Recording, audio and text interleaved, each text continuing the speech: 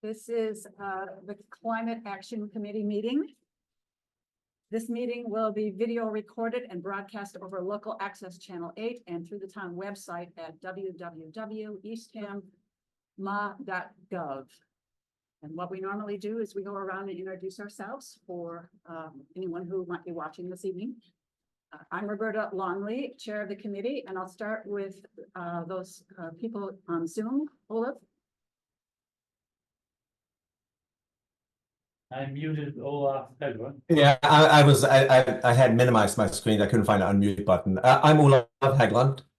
I'm a member of the committee.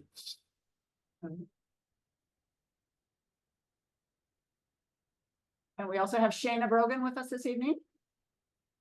I'm Shana Brogan with the town of Eastham. Excellent. Mike. Mike Sarcioni, member. John Boyney, member. Larry Senical, Recycling Committee Liaison to the Climate Action. Bradley, volunteer. Gerald Gale. Here, Tom McNellis, member. Roy Morley. All right, and I see we have a guest this afternoon, James Daw. Welcome, Jim. We will connect with you. Thank you. We'll connect with you later when we have our public comment period, okay? Okay, great. Okay, so a couple of administrative matters. First of all, again, a reminder that our two wonderful committee members, Roy and Cheryl, this is their last meeting as they are going off the committee as of June 30th. And I think all of us feel pretty grateful to both of them. Cheryl, she was our first chair, the very first chair of this committee, and has been a great clerk this year. And I've really appreciated your timeliness and brevity relating to the minutes. And Roy, we go back a while too now from the beginning of the committee. And I just remember especially when we first started. Yeah, we wrote the chart. We did, well, yeah, we did. And you have been great in terms of your sage advice relating to the town and your perspective from the finance committee has been invaluable. So anyway, we'll miss you. Happily, we've received quite a few applications, a number of applications to the committee, which I think is a reflection of how people are seeing That's this, the value of this committee. And we will be talking with them over the next couple of weeks, and maybe in July we'll have some things to share on that.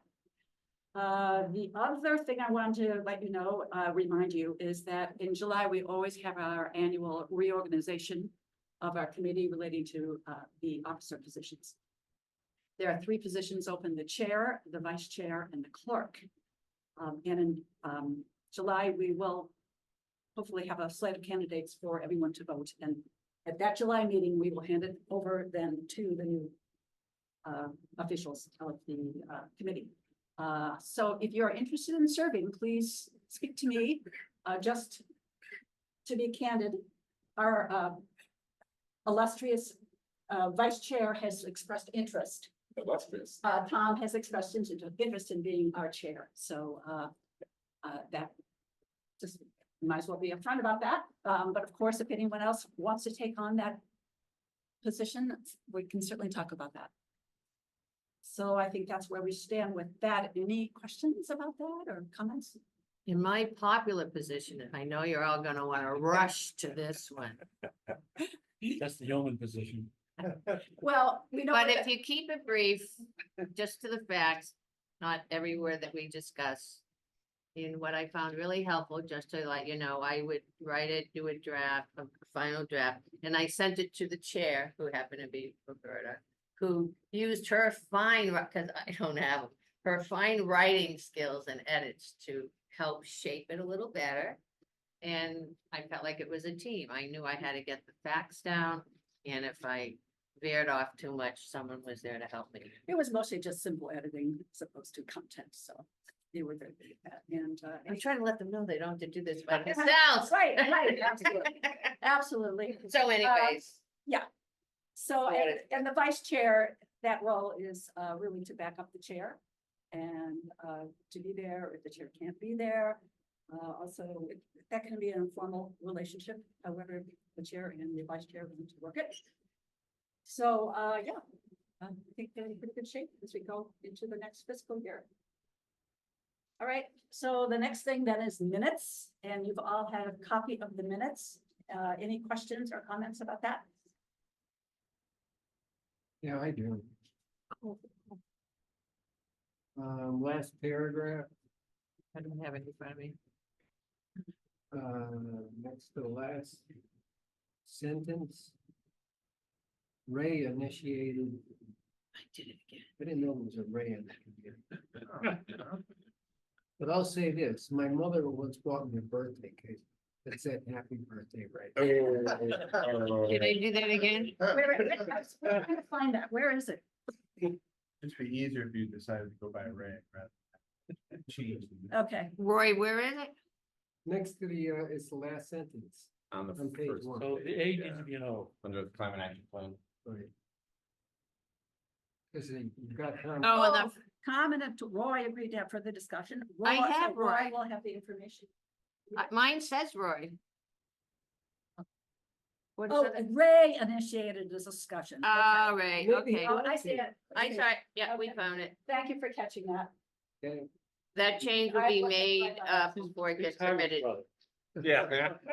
Okay, that's a small thing we'll fix. I don't think we really need to do any major No. voting on that. It will get fixed It'll before I get submit it to the clerk's office. Motion to approve the minutes. Do I have a second? Second.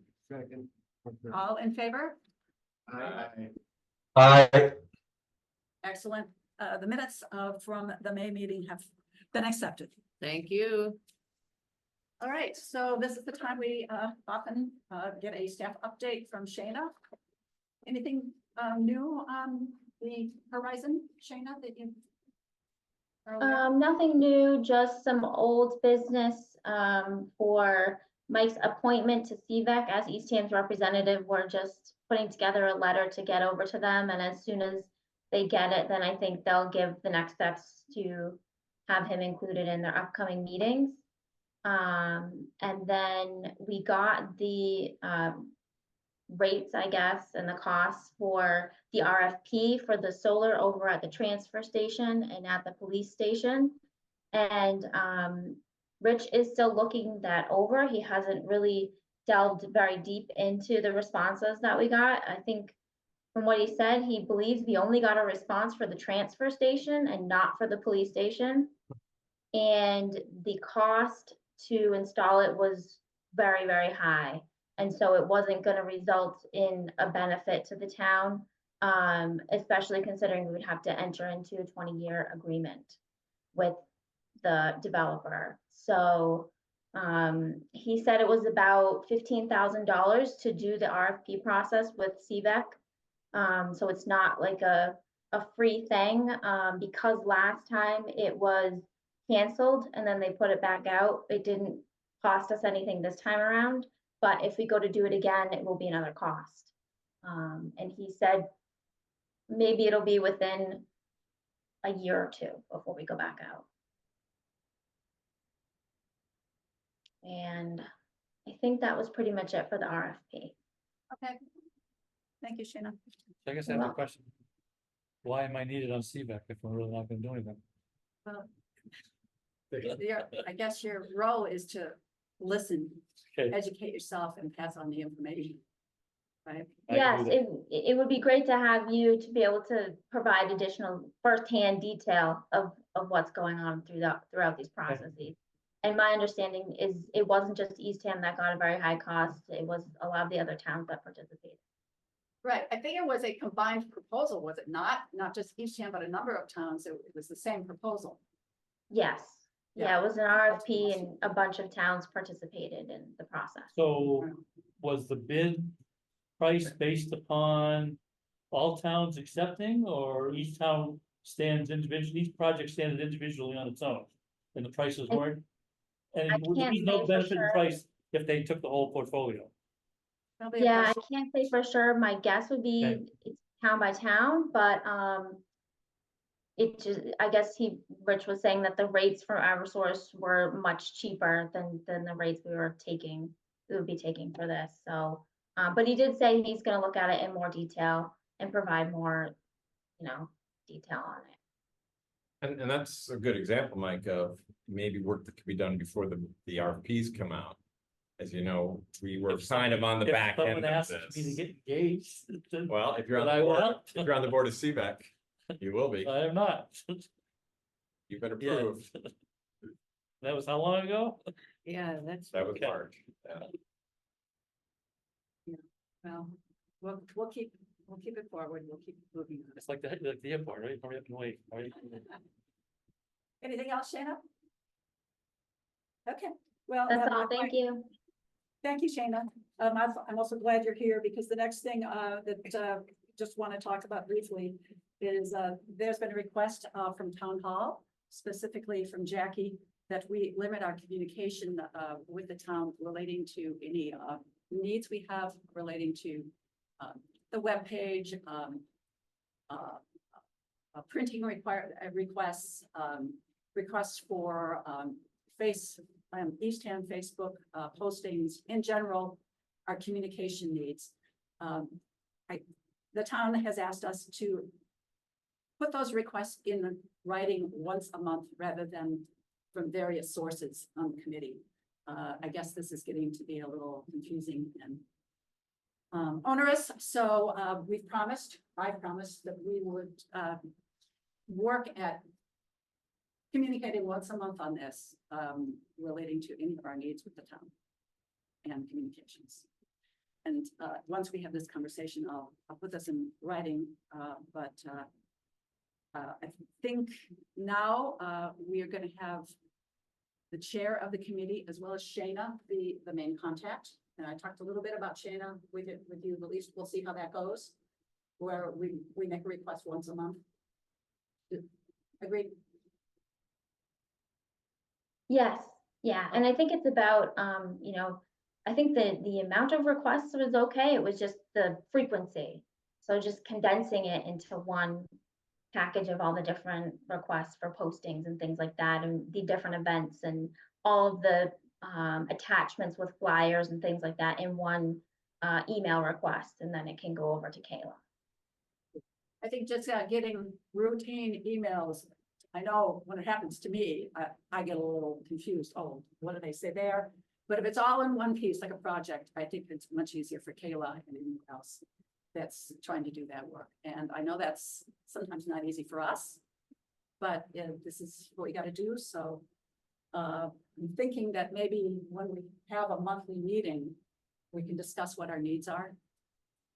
The monthly meeting can be that discussion, and then the chair can therefore then pass it on to Shayna, and we'll get perhaps a response as to when we can, an estimated time of completion could be. So we're communicating on that, and hopefully this will be a little bit more. We're going to give this. So the chair is gonna communicate to Shayna. Yeah. And Shayna is gonna communicate. I can't remember her name, what's her name? Kayla, Kayla. So we do not go directly to Kayla. right, All Yeah. things go through Shayna. at the chair and Shayna.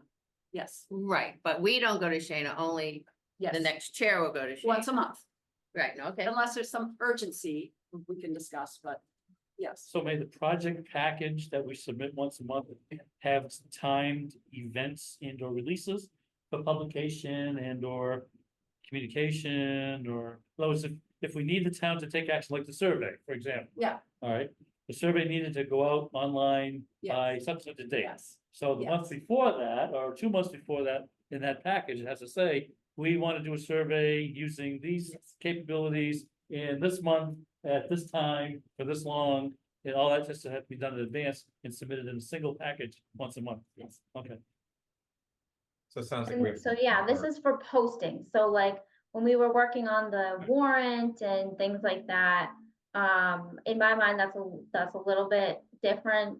We had a lot of back and forth talking about posting to the town warrant and getting that language correct and things like that. This is mainly for Kayla's responsibilities. So it sounds like we have to be a little bit more strategic to plan ahead. And I think part of what we should consider is on the website structure. And I know, John, you've been thinking about how we could reorganize that. There's a way we can put it together so that we're not asking Shayna for every time we post a new handout. That might be very advantageous for us and reduce the load on Kayla. And so what I'm thinking is if we can point to a Google Drive, a shared Google Drive, where we can put our handouts, we've already Yeah. worked on and we've approved and we've handed out. At least that would reduce that load. Right? Would that be acceptable, Shayna? I don't know about Google Drive. I'd have to check back with staff on that one, because I know we've had issues using that, in the past and getting documents from it, and I don't know if it's our software or what, but I can check in with IT to make sure that that's okay, that we'll be able to access. Okay, this would be just a public facing repository for documents that it's a one way for them to pull documents out. And another reason to do this is we want to keep our requests regarding changes to the committee's webpage to a minimum. Because we know also that most of the pages are kind of already set for committees and so on. So making a lot of changes doesn't seem to be very practical. So we're going to try to, as you mentioned to me, possibly any changes to the webpage we make a couple times a year. And then perhaps we find shortcuts if we have handouts and things which we can discuss. Just kind of keep the webpage more or less as it is with small updates. As it seems like most web pages on the eastham.gov page are rather Static. static. Yes. Gary, does the recycling committee post documents? You mean on the website? the Yeah, webpage. just for the public to be able to The retrieve. this recycling after, web but- page. Do you know how they do that? I thought it was through Shane. I thought, that was done through Shane. Shana, What was that? has the recycling committee been going through you for any postings? No, not through me, no. Do we have in writing anywhere what types of tasks we are even permitted to forward as a request? Do we have in writing what things we're permitted to? Well, you know what? After this conversation, thought that I put together a statement of what we're talking about, and we can include that information, so it's perfectly clear. That makes sense. I thought it was premature to do that today, so. And I would say too, if you have like a posting that you want on the web page, I believe you can set it so that it expires in a certain number of days or months, and then it disappears off the website. So if you have like an event and you want it posted as an announcement on the front page of the Eastham website, and you also want it posted on the Climate Action webpage, it can be set so that I'm pretty sure you can make it so it will disappear after a couple of weeks Yeah, after the that's event great. is over. That's very practical. We've seen plenty of web pages where something is 8 months old, Yeah. so, yeah. All right, any questions or comments on that particular topic? All righty, I guess we'll move on. It's been 6 months since we put together 2024 goals, so thought maybe it's time to take a look, see how we're doing. What we can check off, what we maybe can focus on over the next 6 months. I hope you all had a chance to review that before the meeting. And so this year we've had 4 areas that we have been focusing on.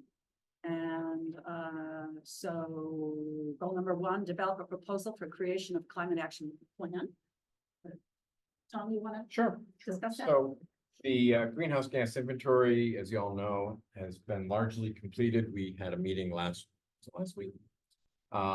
With the commission and went through a lot of detailed questions. They're going to provide, they provided some answers to us.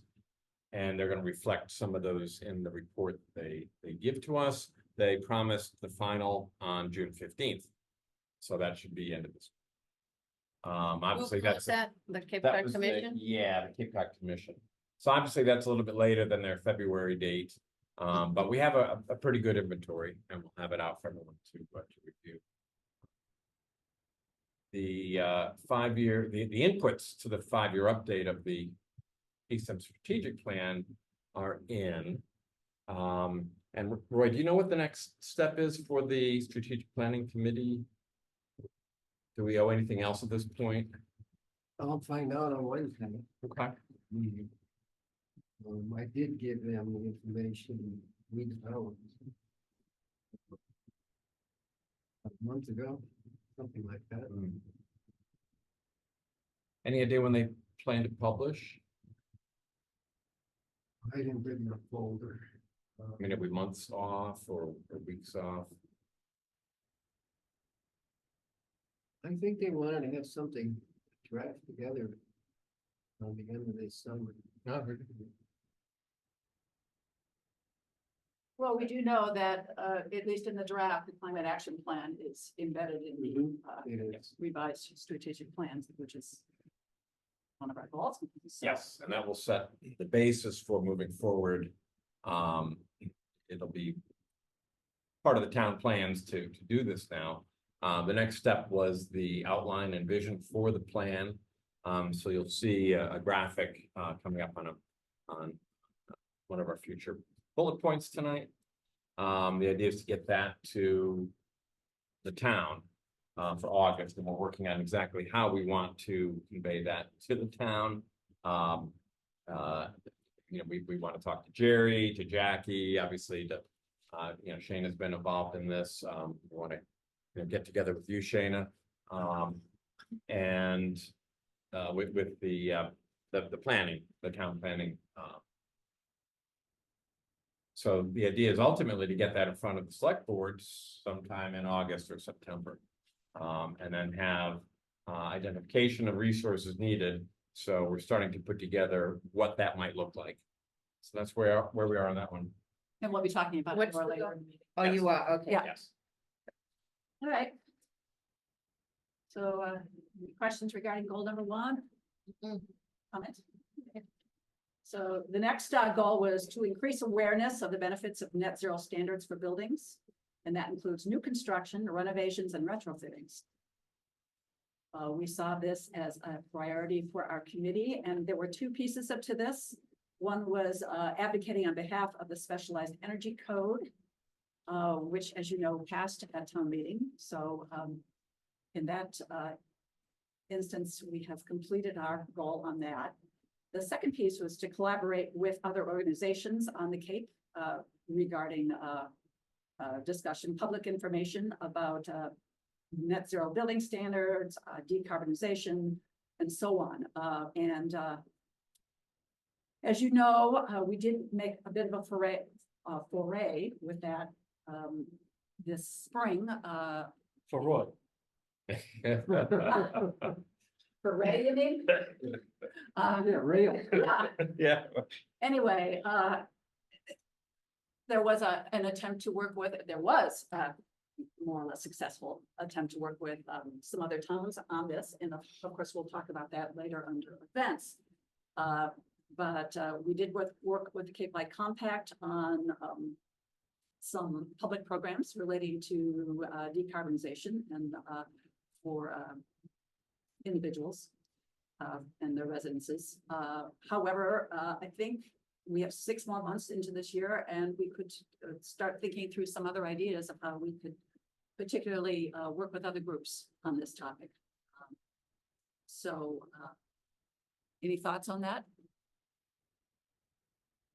On a side note related to working with other groups, as you know, the Outer Cape Climate Committee, I guess you told me, is kind of in limbo at the moment.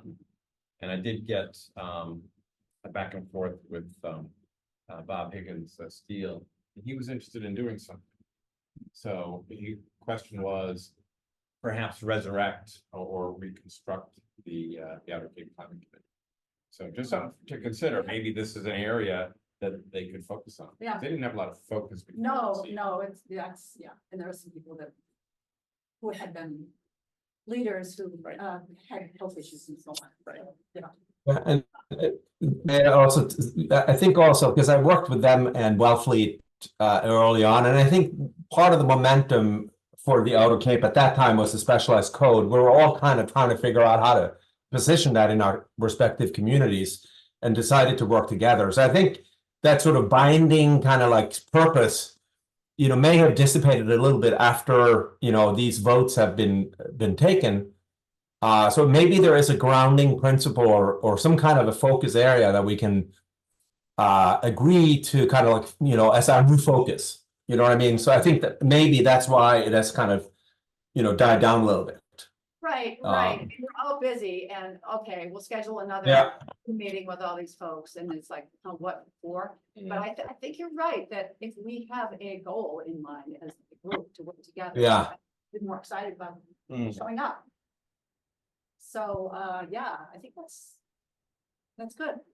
Unfortunately, I wasn't able to attend any of the Cape Light Compact briefings that they gave with respect to this and when incentives are available and so forth, but is it possible that those meetings started the interest and then maybe follow-up workshops to help people get through that process is what could be focused on for the Outer Cape meetings. So how do we get the folks in East Town start transitioning Right. those, to get their energy audits, consider putting in a heat pump versus their oil and gas furnace and hot water and so forth, and, help them go through the process. Because Right. Cape Light Compact just kicked it off, and then they're leaving it up to all the residents to figure out what to do next, right? Yeah, So maybe they need some help. Yeah. and if you're working. Yeah, I remote, think it's true. Spreading the work, because it is quite a bit of work to Yeah. pull something together. Yeah. But maybe that is a project where similar to what we're doing. with Dakota, And It's more hands-on. maybe that's another area where self-reliance could help. That's a Yeah. great idea. I have a thought, I don't want to get ahead of John's gonna talk about the survey, but one option is to present survey results to the other towns and possibly encourage them to do a very similar survey to sort of just collect Outer Cape wide information on what people are doing and possible policy options. Yeah, the info we got last week at the Cape Light Compact board meeting, in reviewing the 5-year energy efficiency plan, which is what drives the compact. The reports are that energy efficiency audits are down. And they don't have really good information on what the penetration rate is, on how many people have actually gotten audits versus how many people would still be willing. Their thought was a lot of the early adopters have done it. That's slowing it down. And a lot of the audits in the past had very, I'll say, more bite size and manageable actions. Whereas now we're talking big items like heat pumps, $35,000 for a house to do a heat pump. People are obviously not jumping in. Not a big, Well, yeah. not ear to ear. Full house, Planting seeds. full house. No, I got a Nobody full knows. house heat pump, didn't cost me anywhere near that. Well, that would be great info. But the That'd be point great. is that Yeah. the $35,000. I know. But you're planting seeds in people Mhm. when they realize, oh, my furnace is 50 years old, I've got to replace it. Then there are options. Mm. That, I guess that's what it is, it's suddenly gonna get people signing Yeah. on for. Right, $5,000. yeah. Yeah, So, my 5 all tons ear to education. ear was like $8 grand. Yeah. And that doesn't, a 2,500 square foot house, so How long ago was that? 2022. During COVID.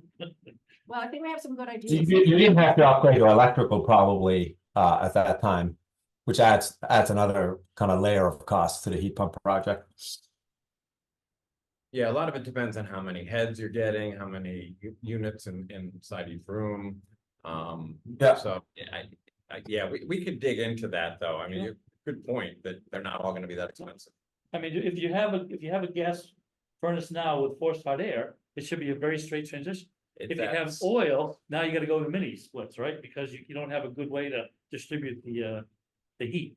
Well, I think that's where the higher prices are coming in. A lot of Okay. people they're finding have hydronic systems, Mm. radiator heat.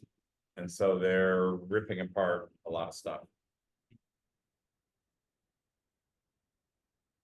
Would that be true? Yeah, but I mean, I do think that the audit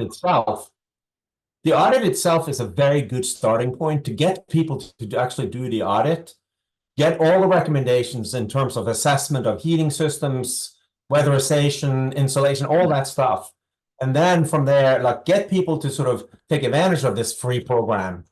And then for many, any upgrades to insulation and stuff like that is also free, depending on your income level.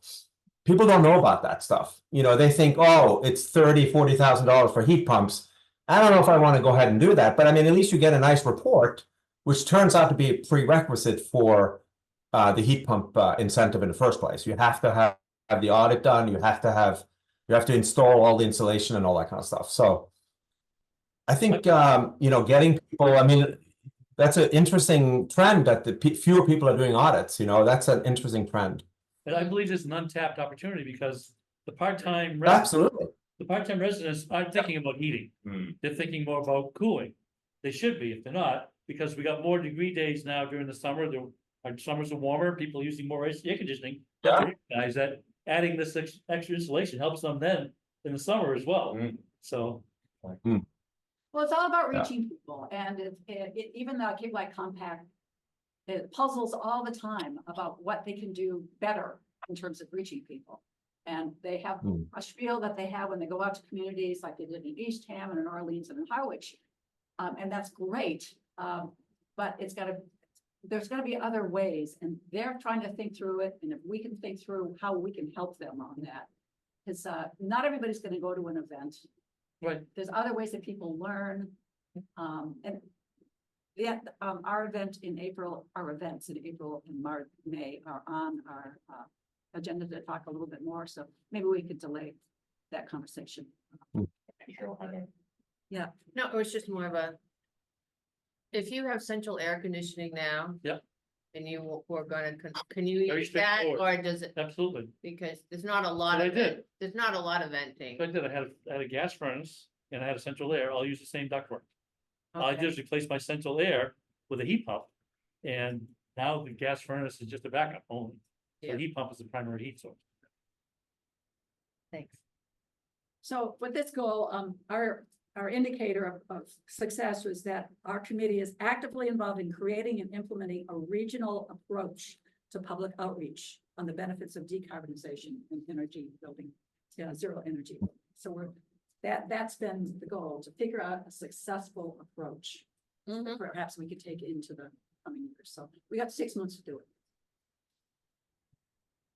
All right, goal number 3, John, do you want to take the lead on this discussion? Sure, I can talk about this. So goal number 3 at the top level is about growing renewable energy access and the adoption of that for all Eastham residents. That phrasing is important. We want to continue to have a thread and a theme that emphasizes access for all socioeconomic levels and for the vulnerable population. And this goal requires initiatives and actions that will help us expand the understanding the citizens, the residents have of what renewable energy options are and how they can get access to them. And to that end, we're promoting and assisting residents' adoptions of solar energy systems as well as storage options. And also expanding our efforts to work with the commercial sector and to better understand what the town can do in this area. So we have 3 fronts, if you will, 3 sort of objective areas that we're active on. The first is what we spent most of our time to this point, I think, focused on, which is providing information, education, and connection resources for residents regarding technologies for personal and business needs. And more specifically, that has involved developing a set of information sheets that we will post to the website, the webpage, Jack is, and others have been, at work drafting those materials. And the June 22nd clinic is probably the main thing, main effort for this objective, which is intended to be very hands-on, intended to really take people from the point where they're sort of just talking conceptually about having access to solar, and really moving them to a place where they're actually acquiring the system or leasing the system, or perhaps taking advantage of community solar, which is something for us that really trying to emphasize. So that event is coming up in basically 2 weeks, and that's going to be an important piece of the first objective area. Sort of resolve, getting that one completed. We also, under that same objective area, the first objective area, have identified, indicated we want to identify better methods for better providing resources to the public generally. This really links to the discussion we already had about the webpage, our own knowledge management, how we can make sure that information and resources that we are generating and offer are finding their way to the public's attention. So we've got some work to do on that, but we have, partly based on the discussion earlier with Shana, a way forward, or a piece of that on the community webpage. The other two, the second of the three is providing recommendations for increasing renewable energies at building scale, which is this sort of position that's smaller than community solar and large scale multi-user systems. We've done some initial data collection and gathering information to understand what the potential is for that in town, what certain sites may be options for building scale opportunities. But we've got to circle back and do some more work to pull that together to have some recommendations to work with the town. And the same goes for the third objective, which is focused on community solar. And really, we expect to come out of the June 22nd event, as well as the second objective area, with a better understanding of the potential is for community solar in town, and giving access again to the populations that most need it. So that is the least developed of the three areas where we've got to use our remaining 6 months to push that. Do you feel you have all the resources you need in order to work on those other goals? Access to who you need, or? I think so. We're, Tom, myself, Mike, and Jack, in particular, that are involved in all these things. So depending on how things go with other demands that are in the summer, yes, getting through the clinic is important. So we've got, it's a heavy load, but yeah.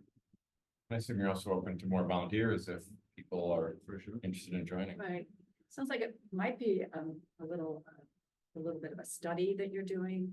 Might need some input from the town on this as well. Interaction perhaps with Rich, is that, do I have that correct? I think so, but we need to talk to the working group again. Yeah. About this. Exactly what the best next steps are. Any other questions? I couldn't jump over this. Okay.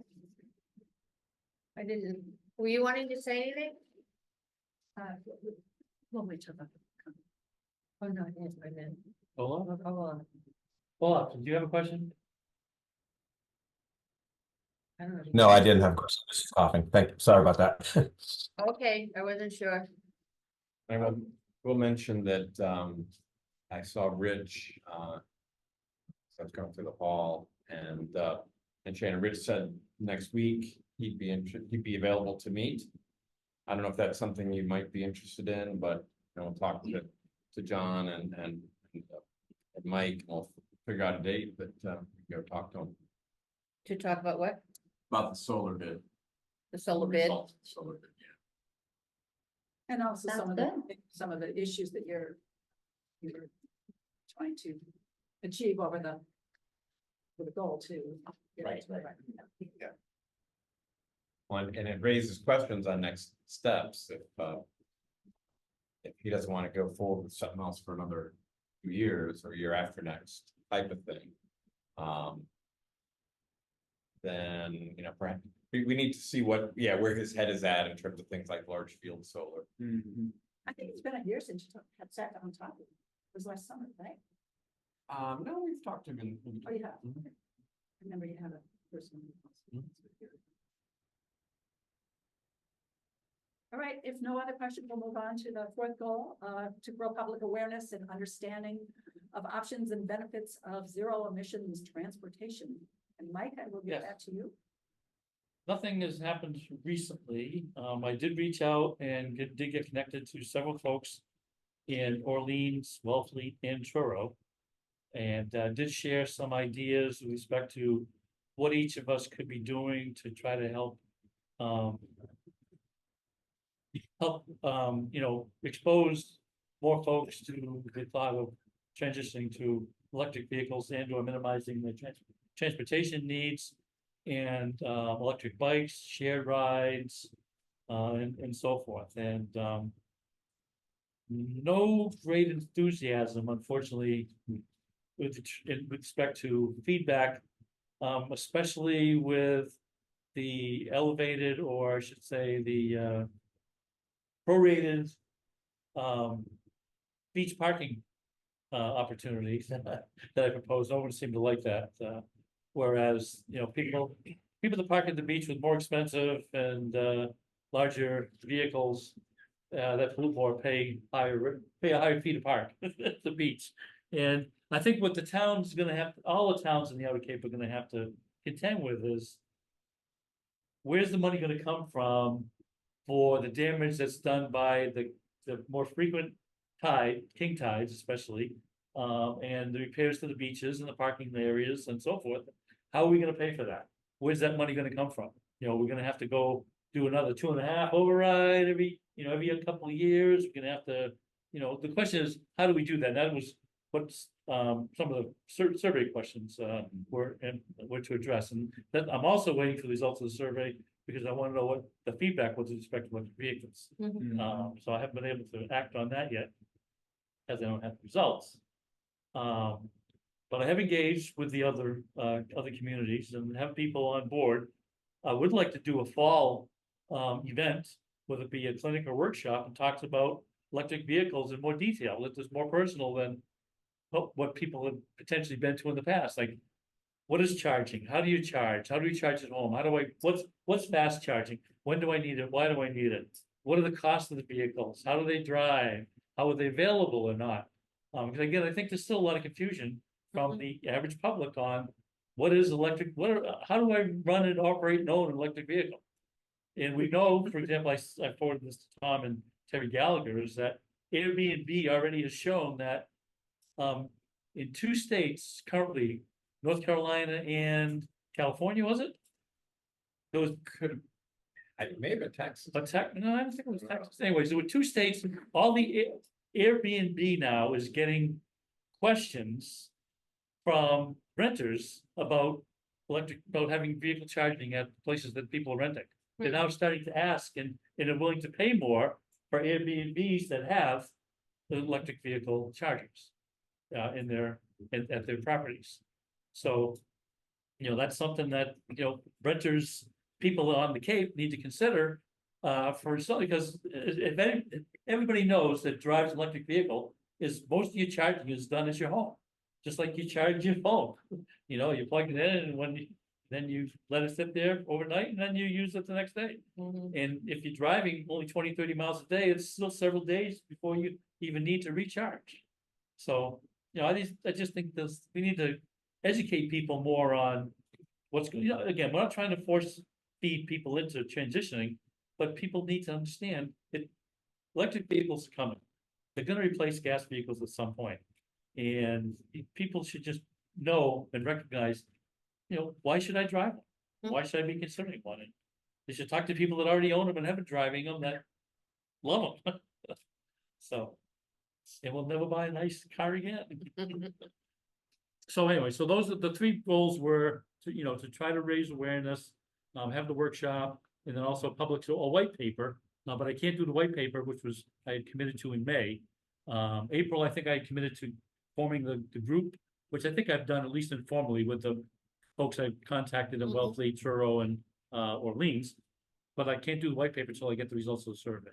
Mhm. So then I can talk about what the different options are, and we talked about, more accessible e-bike charging at beaches. Would that make help sense, or at along the rail trail? So, because that's really simple. If you want to pull out specific results regarding EV, you can do that, we can accelerate. that. Yeah, I need that, yes. Well, I mean, I needed to write the white paper. I can't complete the white paper until I understand where people are with respect to those EV questions.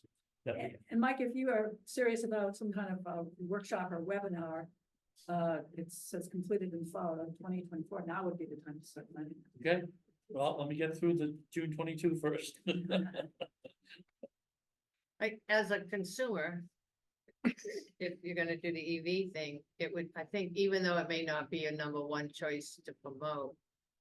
I know people are looking at the combined hybrid. Well, I would include plug-in hybrids. Okay, I would you include would. electric vehicles and plug-in hybrids, as much as I hate, I know you that. do, I mean, my arm is being twisted, but sometimes people but have that's to a take transition.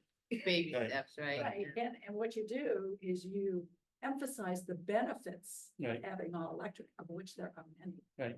Yeah, unfortunately, I've read a recent article, about a couple months old now, that, people that own plug-in hybrids aren't using them as a plug-in. They're really just driving them as a regular car or a simple hybrid. So they're not taking advantage of the charging capability and just getting all the local miles will just matter.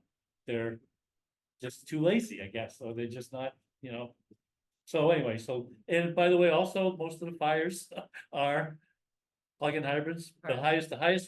highest risk fire for 100,000 vehicles is the plug-in hybrid. Really? Yes, because you got the combination of the gasoline and the battery, and the two don't, Mix, so. right. So all electric is actually the best.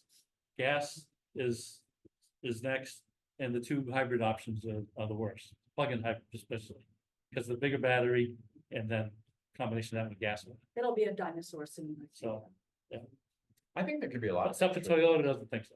There could be a lot of interest. I mean, certainly there's a lot of curiosity around. Do you think it could be tied into maybe like right after Windmill Weekend? We could kind of like Yeah. get people excited again. You brought your car Sure. the year before last. Yeah. We can talk about I that. had it last year too, but we just didn't use it. Last year I was getting over COVID and I just Right. attended for a couple hours and that was it. Stuff happens. The question that will also have to be addressed is that people's perception of the infrastructure, that you can't go that, it's one thing to drive around here. Right. But I know you go cross country, but if you don't have a fancy car, you just buy your But the- basic. But the question, Cheryl, is how often do people drive 500 to 1,000 mile road trips? Maybe you do it once a year? Okay, Could I drive Rent a from freaking here to car. Northampton on one rent charge? a car for a week or 2 weeks, if that's what it is. Yeah, but can I drive from here to Northampton on a charge? Northampton, Northampton, Massachusetts? Massachusetts, yes, the answer is yes. Springfield. yes. Yes, Yeah, when I drive here and go upstate New York, I usually charge, after Charlton, I think there's a stop, I know there's one in Auburn. But yeah, you could, you're gonna get with a very low battery when you get there. Right, cause, Can you go back and forth to Boston on one charge? Yeah. Without charging? yes, yeah, my brother does that, Okay, thanks. anything else, Mike? No. Any questions for Mike? Look forward to it. So, I guess, we've accomplished some things, but clearly we have more to do. Right. Where does the survey fit into the bill? I would say that was a happy, addition to the climate action plan. Oh, okay. well, and also feeding Right, at least, goal number 3, goal number Okay. 4, and I think also goal number 3, because we talked about solar, right? yes, And then we So it also, wasn't a separate goal, it kind of grew out of a need for data. yes, right. right, It was a strategy, to understand the communities, yeah. the pulse of the community. Oh, okay. All right, so we'll move on to the climate action survey. John, can you, help us out here? Sure. Lead the way? I sent around some, slides in advance of the meeting. I don't know if folks have eyes on that or not. You can also project those. Screen up here.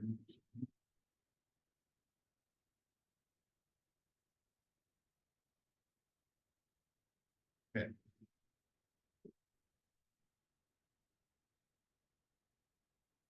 And. There we go. First of all, thanks to Jack and other folks who've been supporting the work on the analysis.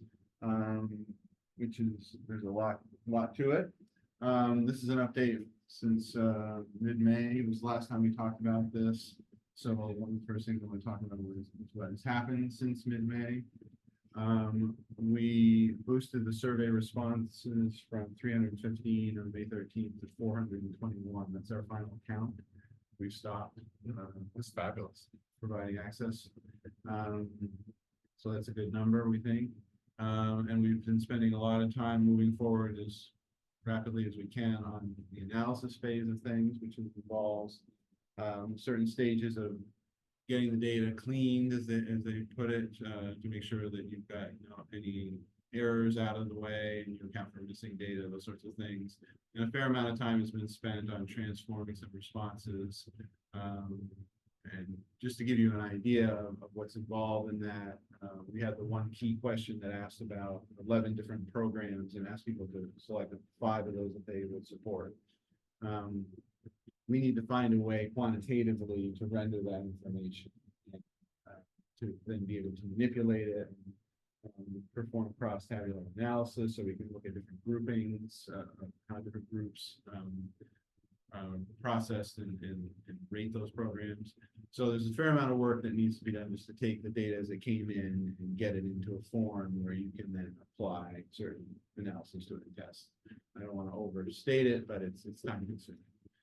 And in a similar vein, Jack in particular spent a good bit of time creating groupings and indices from responses to yield more insights. For example, again, taking those 11 programs, and instead of having a bunch of charts that show 11 different bars and how people differ across those bars, looking at how those may cluster conceptually and what the differences are in those clusters. And Jack is doing some very interesting work, which maybe we'll get a chance to talk about, on the attitudinal stuff that we collected from people regarding their attitudes about climate change, and whether there's an index that we can create coming out of that will be useful for analysis purposes and ultimately for policy and program development purposes. So that's all by way of just saying that you don't just sort of turn the switch off on the survey and turn around the next day and you have pie charts. Forms makes it look pretty easy, and up to a point it is pretty straightforward. And we certainly will use the power that Forms provides, but there's a fair amount of work that has to go into getting it ready for work at another level, including the needs that might get talked about. So in addition to doing that work, we outlined the report, we shared that with the committee. That was one of the attachments to today's agenda. I'm not going to spend a lot of time going through that. It's fairly straightforward, I think. But what you're going to have in these slides is really an overview of how we're approaching developing the report, and some illustrations of what the report is likely to look like, and sort of the level at which the analysis is going to be done. And we're very interested in your feedback, both on the sort of the format kind of questions, points that you may have. Are we putting this together in the right way? But we also are interested in any feedback that people may have on more specific matters. So for example, we'll share with you how we're clustering some things for analysis. And you may say those clusters don't make sense, or they should be adjusted. There's only so much that we can do in the context of the committee. There's only so much detail we can get into in the context of the committee. But we would like to be able to follow up via email with a few folks at least, to get some more detailed feedback on some of these technical questions. Who folks? Folks who may volunteer to, from the committee on who may volunteer. So rather than deal with it all in full committee, in a more targeted way for some of the technical questions.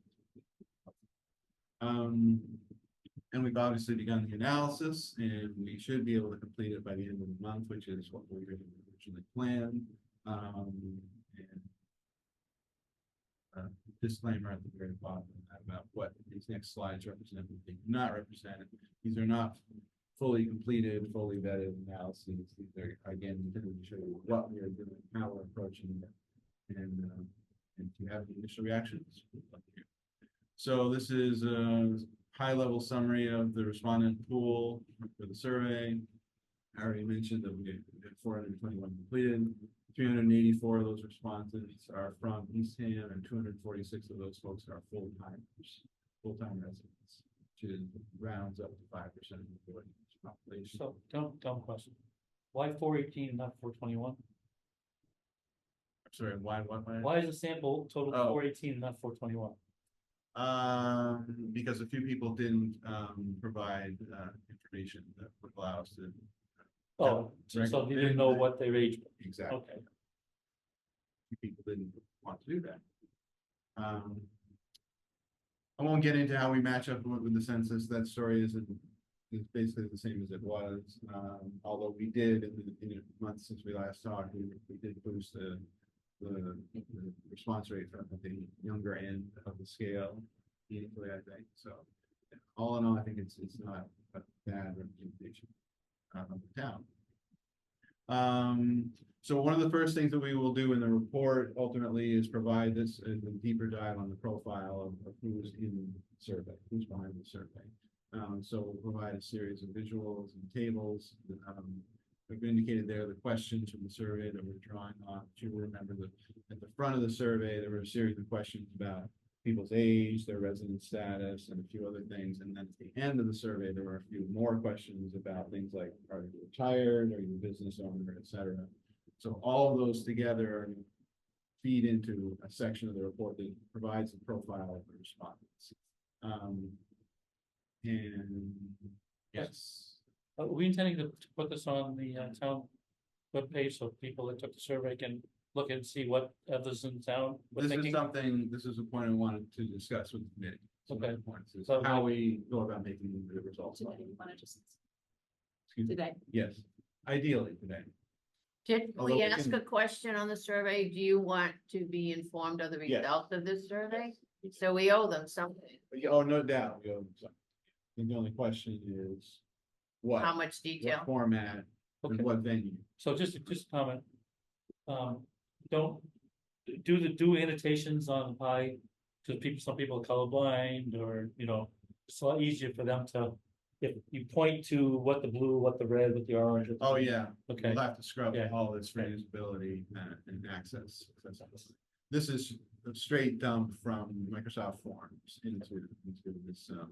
We probably won't even use this as the final format for the charts, but we will have pie charts. We will have bar graphs, that Mhm. sort of thing. But You the know color that. scheme does have to be sensitive to the needs of the folks who are impaired vision. Or health. so you've got another platform to use for communication on this other than Microsoft. For doing the analytics, yeah, we rely heavily on Excel.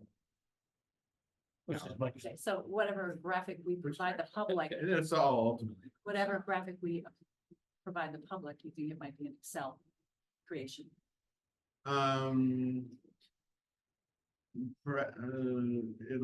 The data will be Excel provided by Excel generated. Probably the ultimate look of charts, for example, is going to be coming through PowerPoint. Some combination of PowerPoint. Yeah. Yeah, wouldn't we just do a final report of some sort summarizing? Right, something we would show to the town, to the staff, to the select board, and then The ultimately PowerPoint, goes. yeah. We would want, I would think, a full technical report and then an executive summary. Yes. The executive summary would be something you want, as with any executive summary, be able to peel off, hand to any given audience and have it be. Have that person be able to understand the totality of the survey without getting. Mhm. I think something like that. That makes sense. And I would imagine there could be issues with providing raw data. You never know if somebody dives in, Oh, yeah, extracts yeah, something that's personal, of some Right. sorts. right. There's really no need, I think, to provide raw data. No, I agree. Mind that. I think 26 is an interesting. I can't read that small. That's the percentage of the respondents who feel they're financially okay. And don't worry about money much. Right, and this is one of the ones that Jack developed and that we're gonna be looking at. It's a way of representing people's financial situation. And I apologize if these came in smaller. I wasn't intending for us to necessarily read these Right. carefully. Again, this is to illustrate the kind of work that we are doing, not so much the vet. Come to grips with what these charts mean at this point. So that's, sort of first section or two, and then these measures and questions are important because they're going to provide a lot of the material that we need to explore relationships with data. So we've got a series of questions on policy and program options, and we want to know what would think about that as well. We'd like to know what they think vary with their age, with the composition of the household, with whether they own a business or not, those kinds of basic. So you can break it down like the business owners, whoever said they were a business owner, thought these things Yes, versus. your people who typical- are not. Yeah. That's That's really interesting. Oh, it is, but it's a lot of, you have to then decide how much you're going to include in the final report, because you could have scores and scores. Yeah, of- I mean, the first criterion is there a meaningful difference in Yeah. whatever grouping you're looking at? If What's there the isn't, difference? there's no point. We're not going to get into statistical significance much with this, just because of the nature of the data and sampling. But we can, you still need to gauge. Sounds like this would be a good AI mining opportunity. Just ask Well- any question you want, we'll mine the data. It's interesting, I mean, related to that, and we'll come to this more detail, but we've got a lot of open-ended material. We put a lot of time, all of us did, into crafting an instrument, which is good and closed-ended. But of course, you always give people the opportunity to be heard outside of those lines, paint outside of those lines. People took full advantage. Oh, they did. And that's gonna be good, because it gives us that another rich set of material, and you're talking about AI, I think spot on, Mike. Maybe enough that we could apply some sort of AI tool to some of this stuff. So, respondent profile in hand, we move from there into the second major section of the survey, which is the actions and the reasons for those. Actions meaning, this is the set of questions about whether people have vehicle, whether people have heat pumps, whether people have panels, etc. We asked them 5 or so different questions, and for each one of them, asked if they did not have one of the whatever they're talking about, why not? And this is one place where we got a lot of people saying, I have another reason other than the ones you guys identified, here's what they are.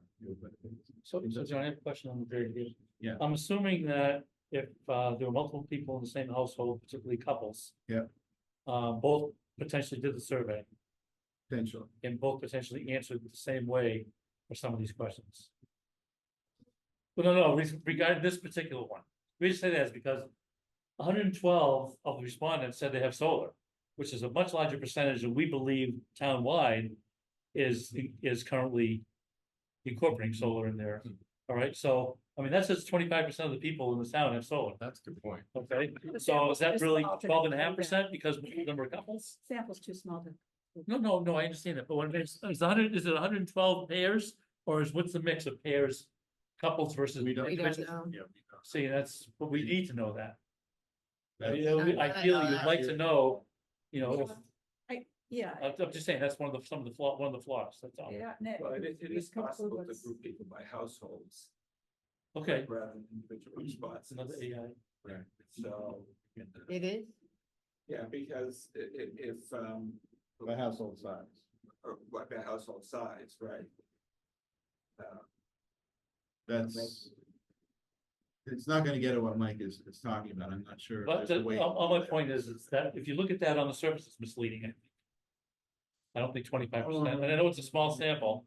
Or it could be a product of who would. The answer, it's choose to 25% of the take survey. respondents. Yeah, That's what I'm that's right. saying. Is there a way to calibrate? In other words. For that. If there was some number we knew, such as X number of people in town. Felt this way about climate change, you know, X number said, no way, X number said, yeah, it's a problem. And we found that there was way too many in the category of, yes, we think it's a problem. Maybe there could be some calibration done there to say, yeah, a bunch of people that. Don't believe in it, but didn't respond, should be weighted slightly differently. To fix some of the numbers. I think I understand. Okay, that's more consideration, yeah. Same way Something posters do adjustments. We can, that's another level, you know, once we get our arms around the Yeah, data yeah. that we have, that's another level to get to. But, and it's, you know, there are some of the interesting questions that. There's 45 people that should have signed up for the community solar. So for this section, we'll go through this for each one of the 5 or so things that we're talking about.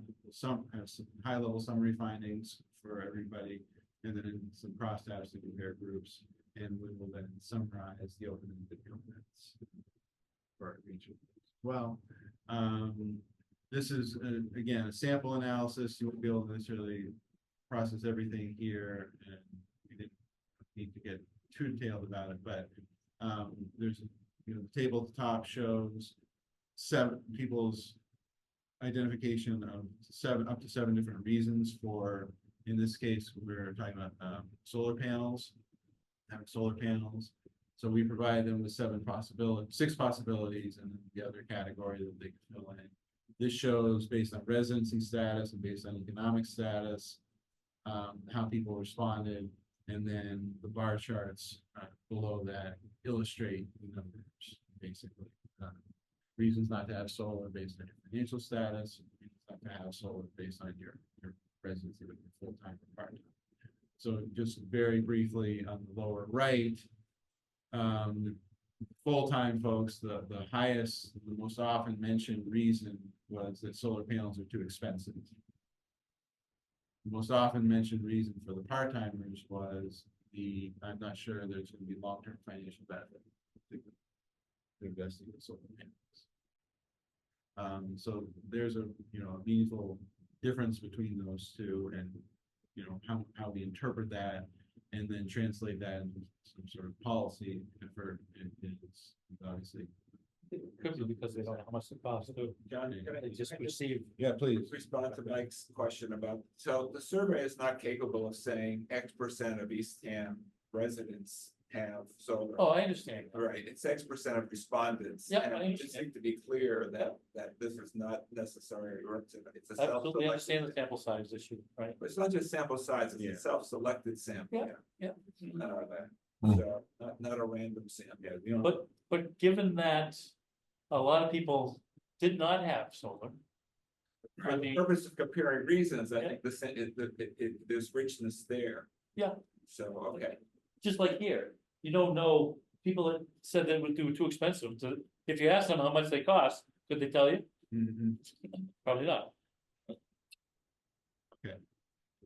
So there are opportunities for education. here. Absolutely. Mhm. I don't think that has long-term benefits. And again, just to give you a flavor for things, this is a sample of the other reasons for not having panels. And it's a nice, I think, window into the respondents that we had, because a lot of people were very thoughtful about how they responded. Some people were very deliberately and aggressively not thoughtful. Yeah. As well. That's inevitable, but this we're just starting to really get. What's the useful life of a solar panel? I'm sorry, can you say that again, Ola? What's the useful life of a solar panel today? Is, you know, I'm just 25 looking at years. that more. How many? 25? Right. So some people saying that they're concerned about disposal of old panels. Yeah, And maybe that's somebody who asked them, but they're old, or they don't want to buy those solar, because 25 years from now, I don't know what to do with them. I guess it's not, I guess it's, again, education. A lot. Yeah. There are companies- So there are there's a companies- lot of educational opportunities there, for companies sure. making money right now, Yeah. what do you call it? Not refurbishing, no, recycling solar panels. Sure. So they Yeah. get the copper out, all the metals out, the silver, so. Yeah. I think we also have it's to realize, education. we also have to realize though, that some people will never be convinced that they just pick Right. an excuse. Yeah. You know, like number two, and what Yeah. does that have to do with solar panels? So it could very well be on the recycling side. We've heard people at Windmill Weekend come in and just get so wound up about recycling. And really they're very uninformed, but they didn't want to be informed either, No. right? We tried. And they won't buy a electric car, because the grid is, the electricity, the source of electricity is the pollution, right, so. And the batteries blow. Just, yeah. Few Oh, you had minutes. something, Yeah. yeah, okay. Yeah, well, this doesn't have to take much longer.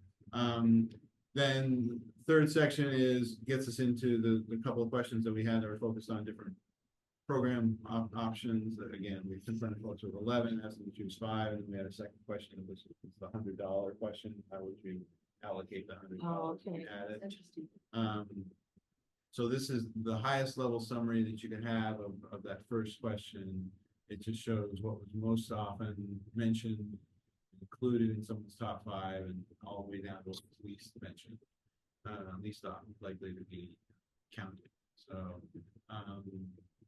and again, we don't need to go through this in detail, but one of the things that we've started doing is exploring how these may cluster, and the color coding that you see here in the bars is the start of that clustering. Things that are kind of yellowy, there are several different ones that are kind of a yellow theme. Those are a cluster, a grouping. The ones that are gray, ones that are blue, and I can show you what we're up to here. So we took that set of 11 and brought it down to 4 clusters.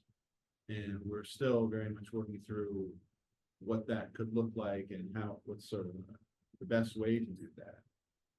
But one cluster we've come up with is their efforts program that attempt to subsidize, and that's a way to get things done. There are others that incentivize or impose requirements. There are ones that provide services directly to people, and then there are public works, and in this case, resilience purposes. It's not, again, it's a work in progress. It's not a perfect way to go about it. We've got another approach to clustering this particular set of results, but this is the exercise that we're working through analytically. And it's essential to make the analysis more attractive. So it's also interesting, 2 items on that last one were very interesting. One is areas for solar in town, I assume is what, I think that's what we intended for that question anyway. Yes, that's what was the wording. And on the other end of the scale, it jives on the reduced parking rates. Yeah, or that rather, was- free, that's yeah, with what you Atkins heard, RTD, yeah. but also on the free EV chargers, jives with what the town is doing right now. The town is getting ready, I think, Shannon, correct me if I'm wrong, to turn on the charging for the cost for the charging stations. Right? Start charging people for that. Yeah, I think they're looking into starting to charge for that as the cost is going up. Which is more than you'll pay at your home. Yeah, oh yeah, yeah. So we should have it, yeah. So, John, what is your timetable for finishing the analysis and B, a kind of a draft of the presentation? What are you think? What are you guys thinking in terms Yeah, of your I think we're work schedule? we need a couple of weeks, I think, to finish the analysis to the point where we can actually write a report, and then I think that's a little optimistic, John, to be honest. Yeah. With the holidays and everything coming up. Well, holidays, then the events. Right. I would say more realistically, end of July for finishing the analysis. Because we have a lot of iterations and back and I think we're forth. gonna need it sooner than that. Well, I understand. What's This driving, is one of the questions. what's driving the climate action plan? That's the main thing. I'm not sure that the final product of the survey is necessary to move forward in the planning. But the fact that it's done Mhm. at all, I think is one important piece. Mhm. But I don't, I do agree with you, Tom, that it's Yeah, I think there's essential that we have a basics. final product by the time that we start discussing this with the town, so. I think it's some basic questions that we can extract from Yeah, this. yeah. While you're doing some of the more detailed, more nuanced analysis. Okay. And that would really help us move forward. Well, that would be great. I mean, be Actually, practical about what you're able to do with volunteers, Mhm. so. Okay, You're Yeah, so you're thinking for the- maybe the end of, by mid-July, end of July. you Right. Finish your analysis, that makes more sense. right, and then you work on presentation. And by then we'll have refined as a group our plans for making things publicly available as well as available outside of committee, but not to the general public, right? There's sort of a level between that we're probably gonna have also, I think. Okay. Yeah, in terms of responding to the public, when people ask for information, I guess, is there a problem with just giving them a link to the Microsoft Forms? Which is just summary information that that people could be concerned about, just for the people who asked by email. Because I think at some point, John and I have talked about sort of asking them if they would like to be on the Climate Action Committee mailing list for other kinds of communications. So that might be an opportunity to do it fairly easily, fairly quickly. Maybe, yeah, we should look at that. There is a level of detail that you can get into from the form that may be more than we want to make available. I have to look at that, yeah, see. In other words, it doesn't just stop with the charts that I've shown here. There's a level of, literally, there's a more detailed file that you can press to get more. Okay, well, yeah, so I guess the question is whatever the most high level output is, maybe it's a separate product. And that could be done much sooner. So I Tom, know do you know we're- what questions you have for them? I Or was you could thinking through email them, that, And I so- think it's a good point. You have a few questions? Yeah. So while they're doing what they're doing, instead of you know what I mean? So both things are kind of happening at this, they may be able to get you that big picture information pretty easy. Yes, Yes, thank you. I think that, Do you know what I'm saying? yeah, I think we could easily do that. It's a good point, good suggestion. Well, he really said it, I was just repeating it. What But do you asked what the questions were, so I just didn't want that to get lost, because, I'd going to do the white paper for transportation, I need EV summaries. And then I need the inventory, the final response to the inventory. well, that's not coming for a few weeks, For what? the inventory. Right, no, they're redoing, it, right? Not redoing it, but they're updating it based on our They- questions. Yes. Okay, Yes. so I just want to see that Mhm. and then Right. the response regarding EVs and then I can do the transportation white paper. So what I'm hearing is that you'd like to have the month of July to finish Yeah. the approach. Right. Of the report, which is basically analysis, that's the approach, and that perhaps by the end of the summer, you'll have a final survey report, Yeah, Yeah. again, with the summers probably. reasonable, Yeah. one that could be presented to the public, meaning, who knows at this point what that means, but Right. yeah, okay, just kind of wanted to get the timetable on this. Right. All right, John, how did you treat, maybe there is no answer to this. Residents who are married, live here. Could they submit 2 surveys? How does that work? You mean, could each part of the couple, each submit a survey? It's kind of what Mike was asking earlier. the minutes. It's possible. It's up to them if they wanted to do that, really. We didn't Yeah, I kind of. put Yeah. any guidance out or requests or try to limit. I mean, that's the same for any survey, I think. So, you know,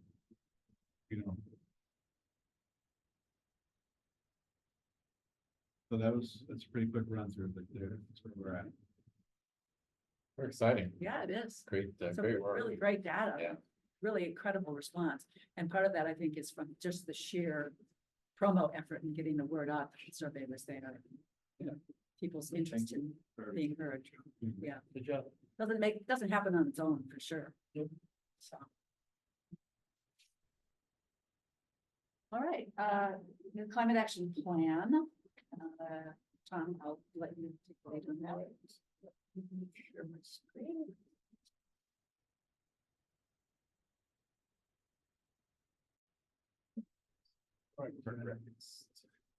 All the time.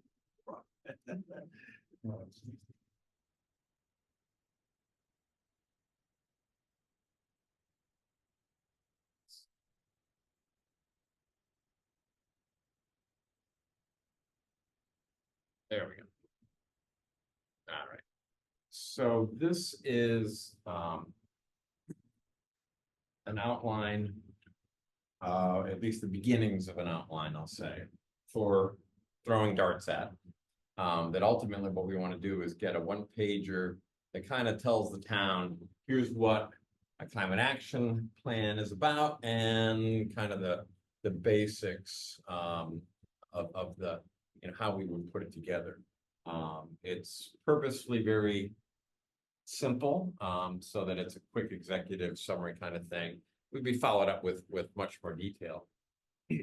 But I've kind of found that a lot of people don't really know what goes into it, what's it all about. So the purpose is to kind of show there's two kind of parallel paths, the adaptation path and the mitigation path.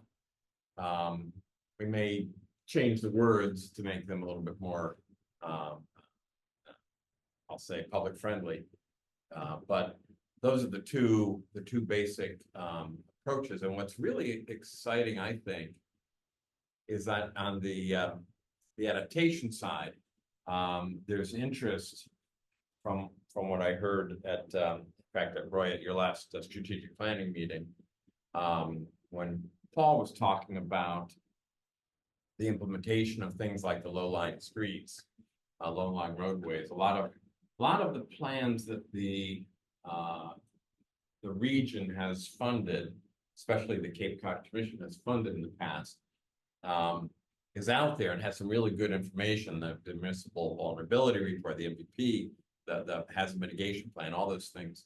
And this is an opportunity on the adaptation side to provide a bit of a roadmap to say, here's what, you know, collectively the town feels would be the important ones to hit first.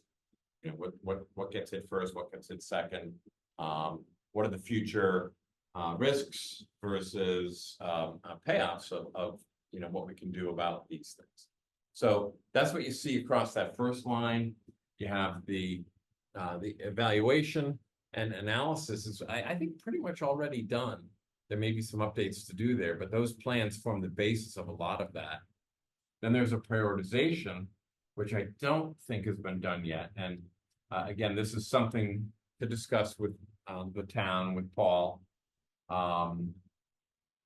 These various plans, I think, each have prioritization within them, but have they been prioritized across the different aspects?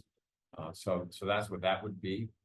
And then an adaptation plan, which would come out of the climate action plan list of actions to do. The prioritization 3, is that strictly cost?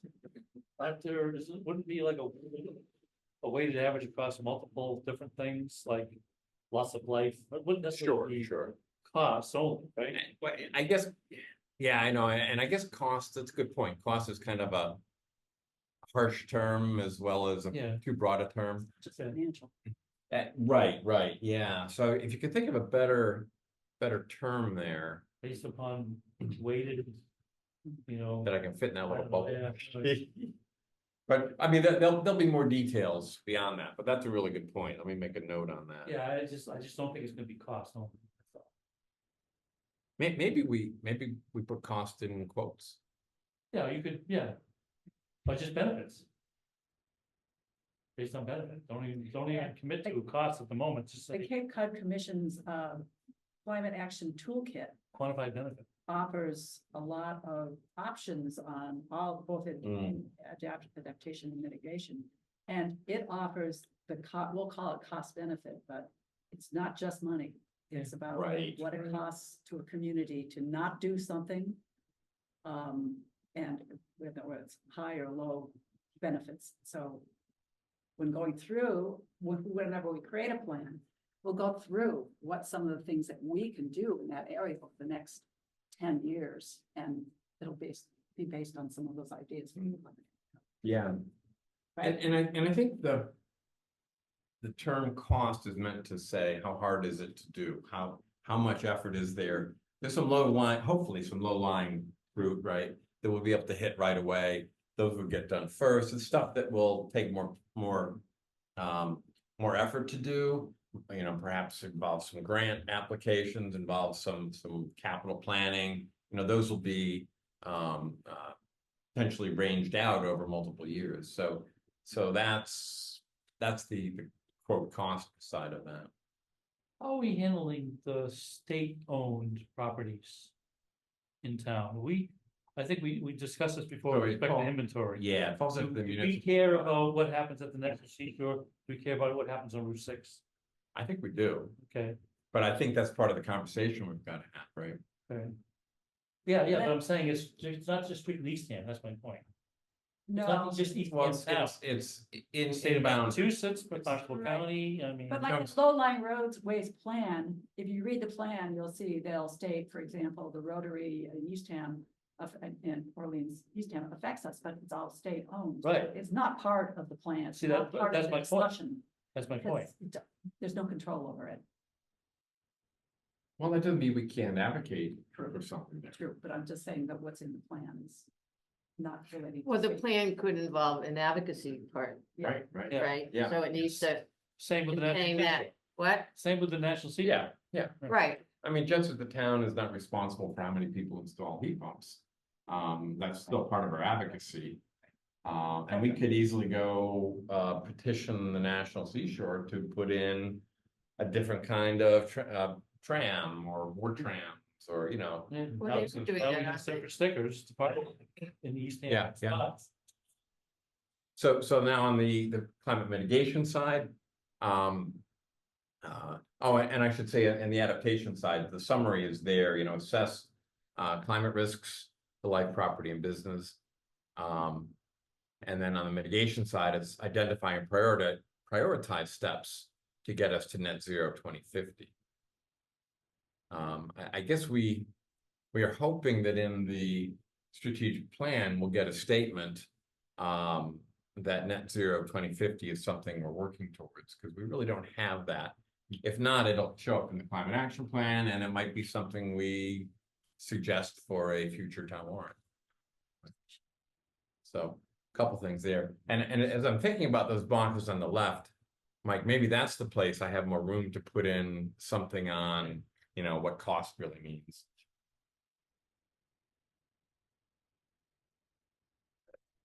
And It's not just human life, by the way, either, right? A lot of people don't care about wildlife and, right? Life, property. well, business, like- the wildlife falls into the environment, protecting the environment. Yeah, but you were saying environment, that's what I'm saying. Um, You just say life, property, business.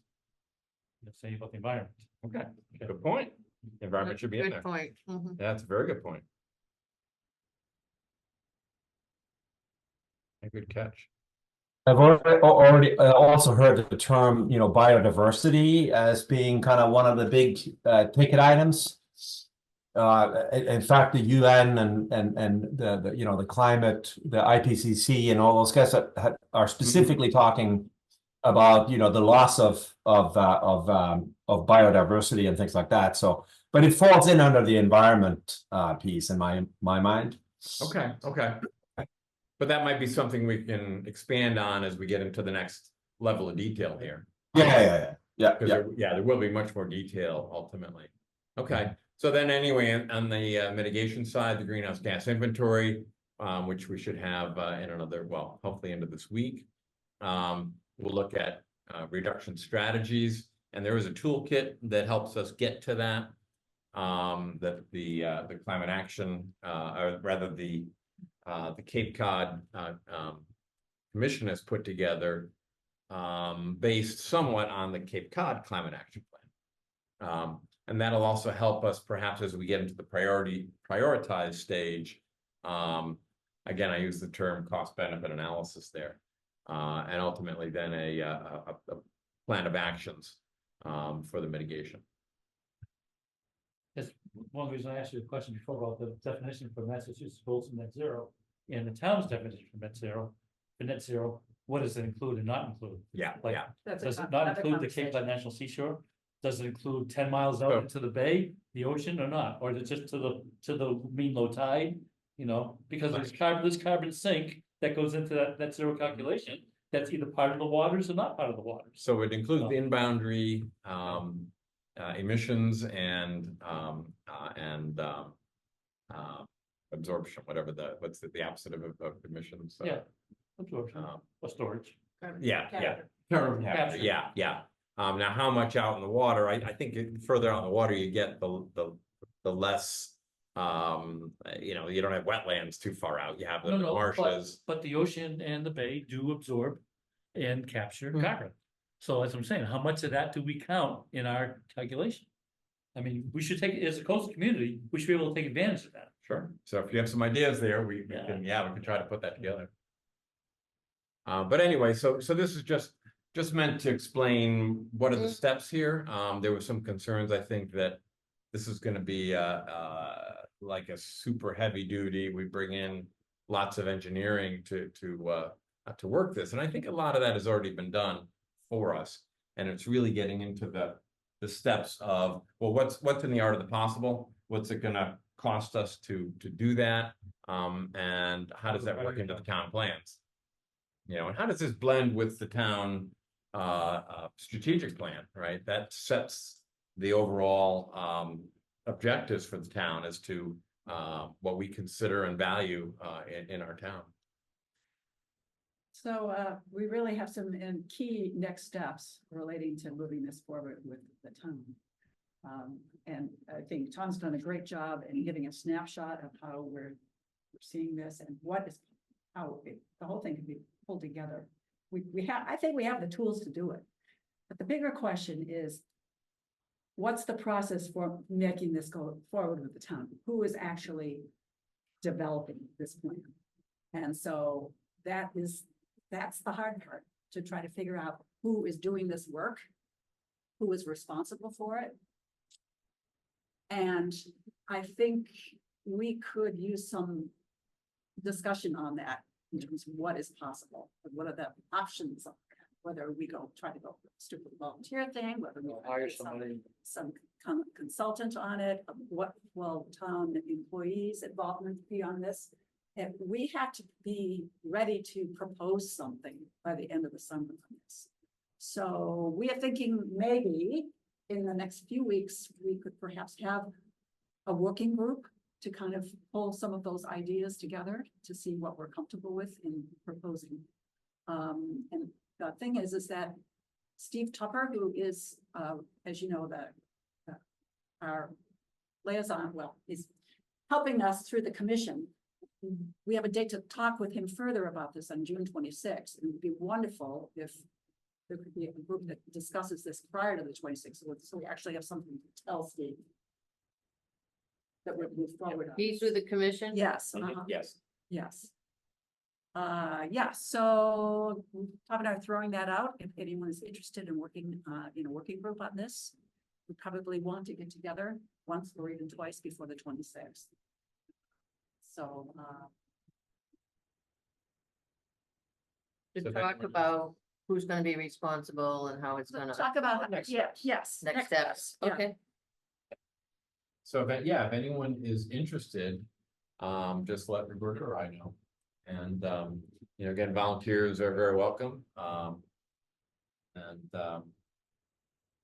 Working group can't have more than 3 committee Members. members, although do we? We can certainly make it a public, we don't get that much interest. What is our forum? After. You and Roy resign, Well, they're not presenting. until when? The We're 30th. still in existence Yeah. until the 30th. Yeah. Okay, good. So you're covered. All right, We good. got you covered till the end of June. How about we throw out a couple dates and then we'll see who nibbles. Okay, This is really, really, this is a quick thing, yeah, a really Yeah. time Well, the limited. beginning, yeah. first one will be quick, but then I Yeah. think we'd like to keep that. Keep this working Yeah, group and- going. Yeah, we need a good agenda and plan to, So it can't have more, right now, more than 3 members Right. of any working group plus volunteers. Many volunteers is, yeah. Right, but it's the 3. Unless you want to make it a public meeting. exactly, which is not a Oh, problem. that's It's the point, yeah. It's just, it's just. You gotta book it Yeah, a week that's right. ahead of time. Okay. And so if you end up, Yeah. because it's at least short term right now, you could end up having a public meeting. Yeah. There we go. Not a problem. So, All right, Very good.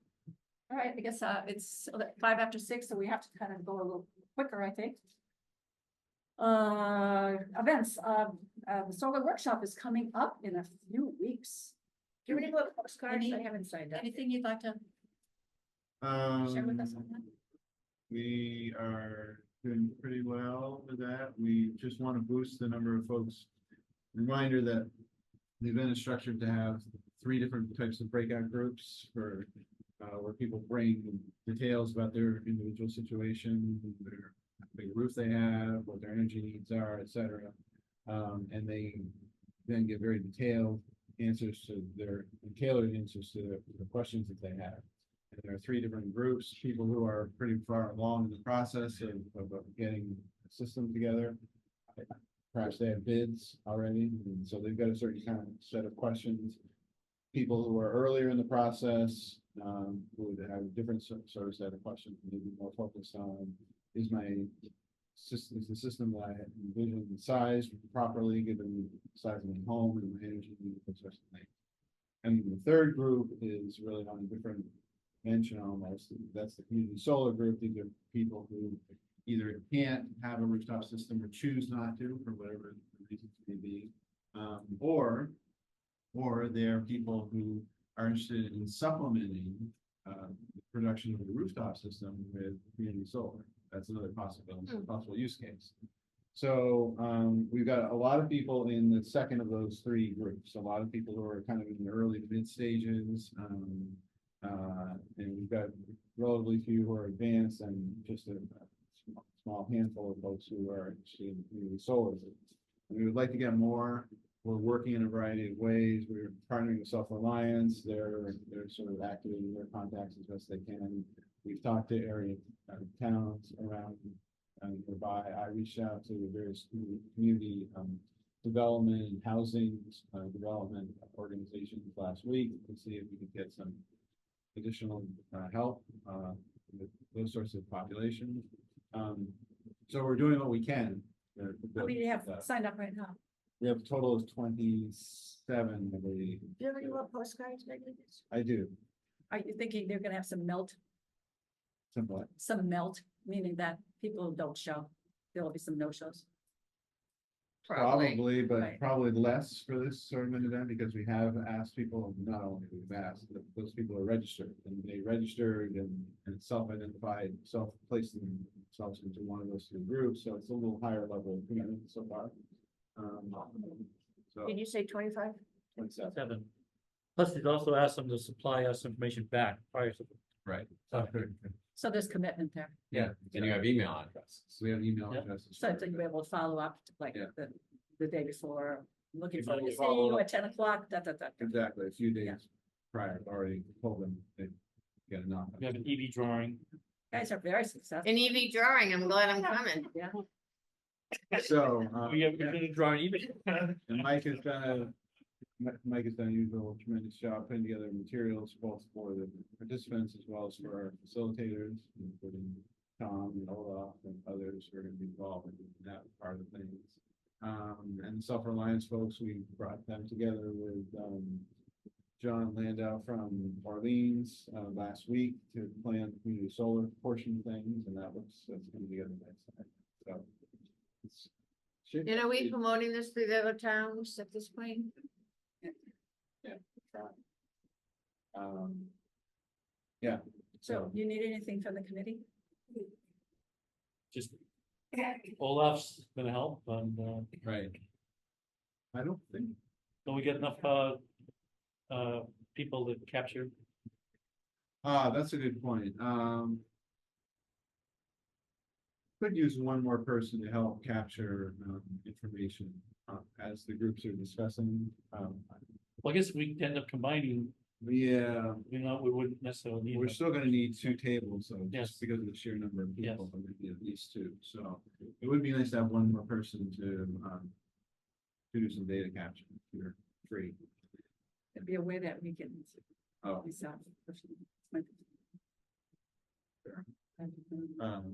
maybe we can find, if you know somebody who knows somebody.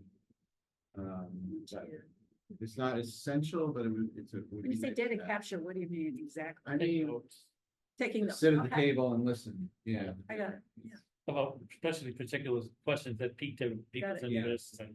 I think we can cover it to some extent by kind of floating a bit, but, yeah, that's something needed. You're busy, Gary? Yes. I'm hoping to attend, but I can't commit 100%, so that's why, if I'm there, I would take notes for community solar. You will, that'd be great. Oh, good, we'll let Gary. I don't. What do you mean see if this you're on there? on Calendar. I had looked and it was, I thought it was there. I don't see anything for June 22nd. What do you mean, Cheryl, if you're there? Pardon? What do you mean if you're there? Because there's something that may Thought it was. preempt me. Was that something you'd asked? I've been told. It's on my This has to calendar. go to the clerk, right? No.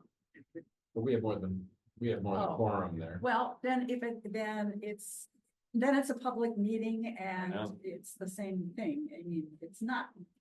It is a public meeting, but it's by invitees, so it's kind of awesome. Someone, in fact, who registered said they learned it through the town. Right, but I'm just saying, if somebody clicks on it, they'll think they can just show up, but is that true? Or they could. Yeah. Can't I they can just put it show up? down as a public meeting.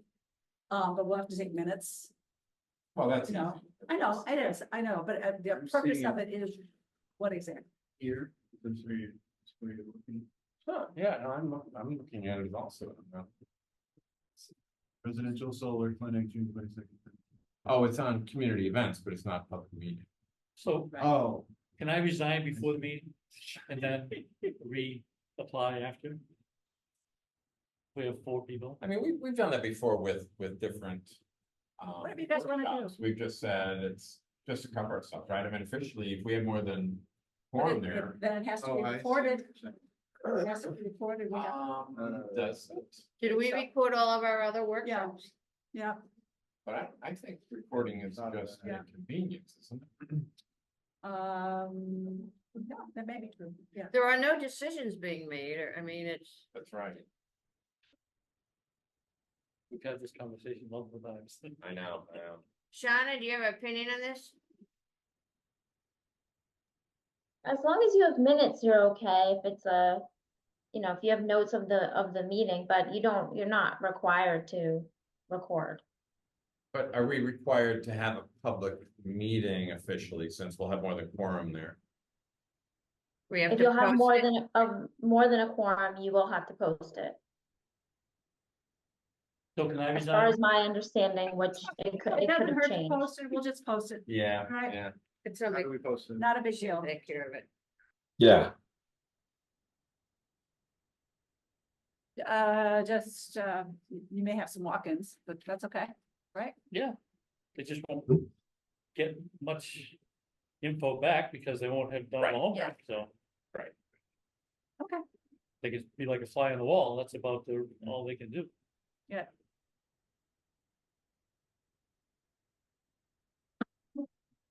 Anything else on the workshop? Okay.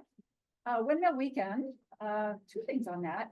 I know Cheryl received communication from the Windmill Weekend Committee, asking if we want a table, and you just went ahead and said yes. And where?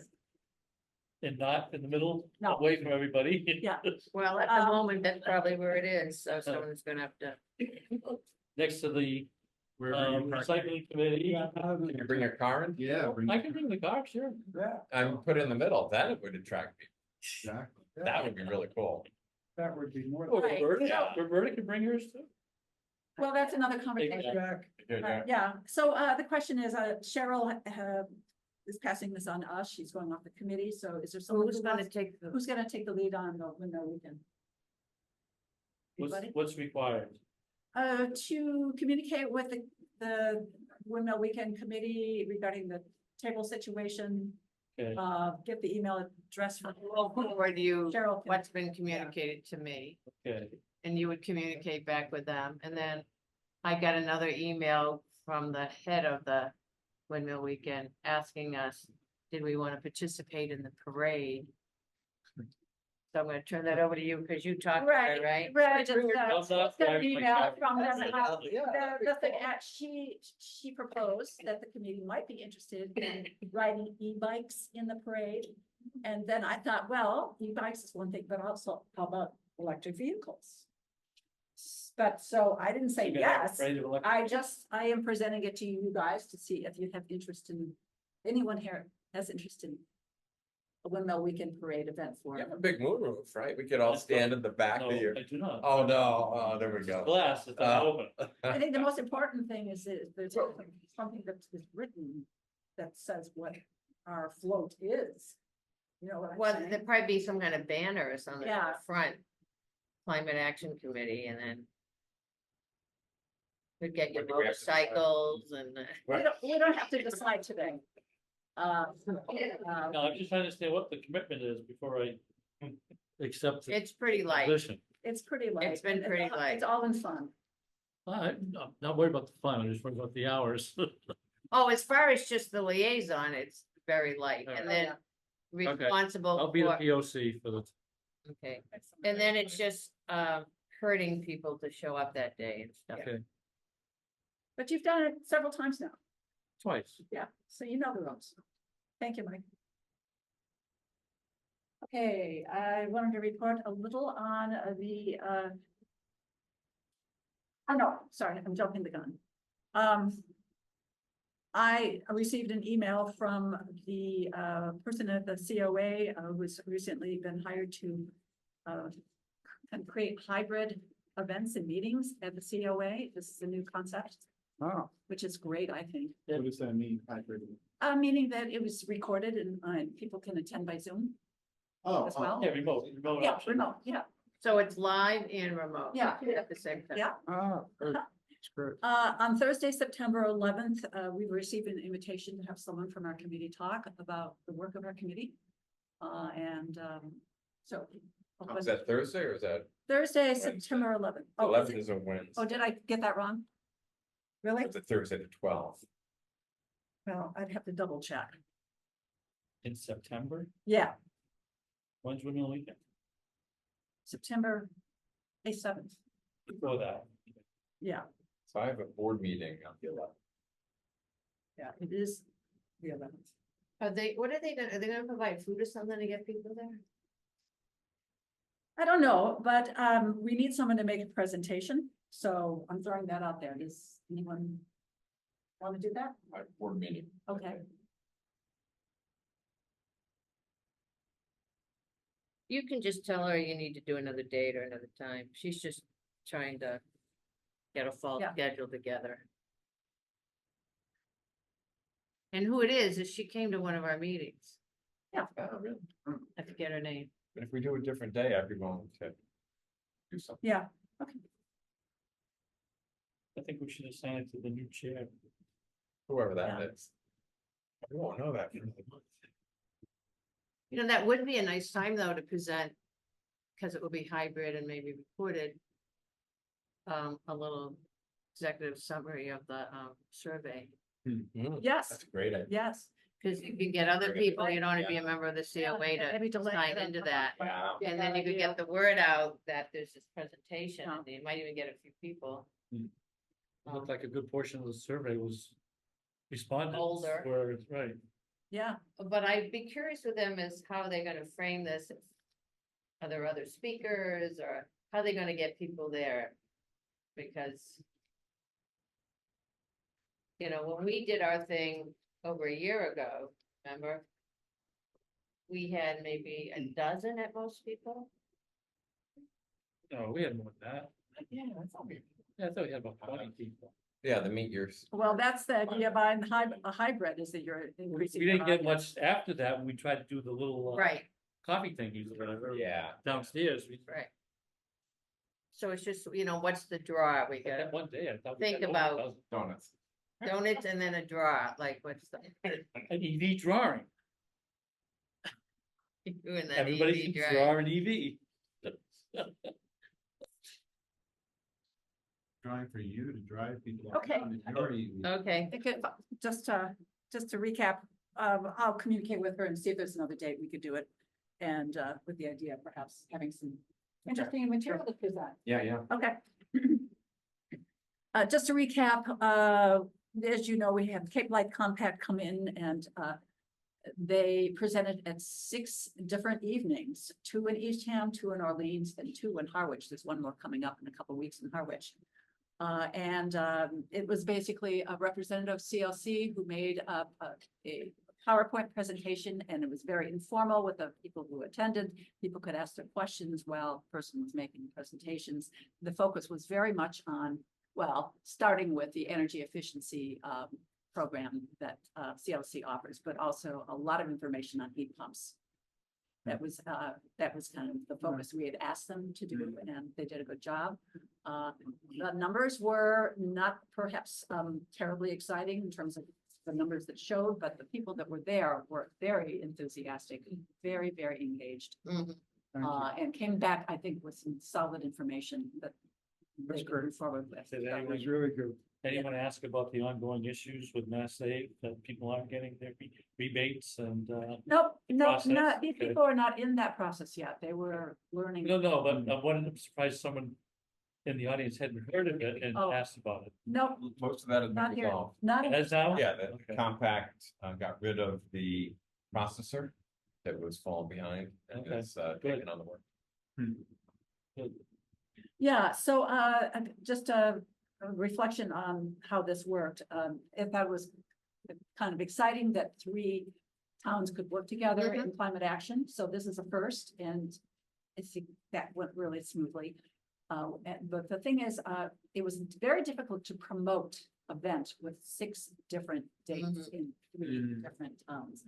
And we gave the marketing responsibilities to the CLC to do, which he did diligently.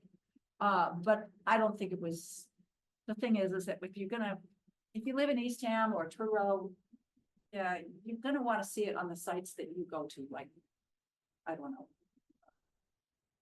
More in the Provincetown Independent, more on the library sites, and it just wasn't out there enough, I think.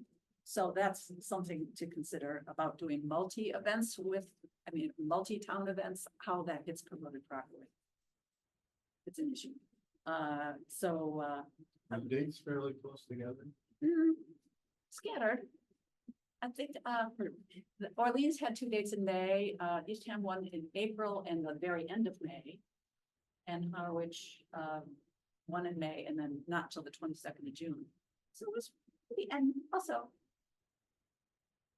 every town attracts certain Yeah. people around, so I don't think it was the date so much. I think it was just being. A able to couple of promote people it. came to RMA one because they couldn't make the one in their own town.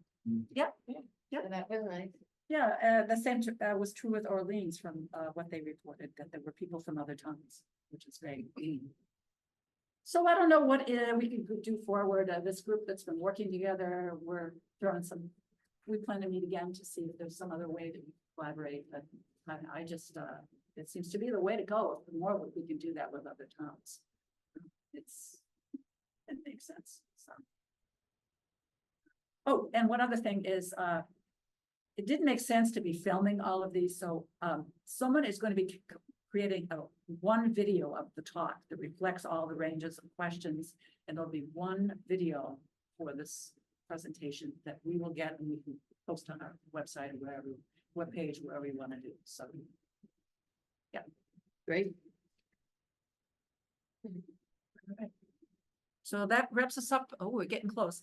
Other business, this is an opportunity to bring up anything that perhaps we haven't had a chance to do. I'll mention a couple things. The One Cape Summit is coming up that has been announced. I think in the past, we talked about trying to get somebody from the committee to go. I will be going. What's the day? I'll get that while we're talking. But the compact pays for me to go. Because it is $150 or something like that, Gary, something like that. Person, this is one day. It's, no, it's a 2 day. 2 day, yeah. Yeah, let me get the date for you here.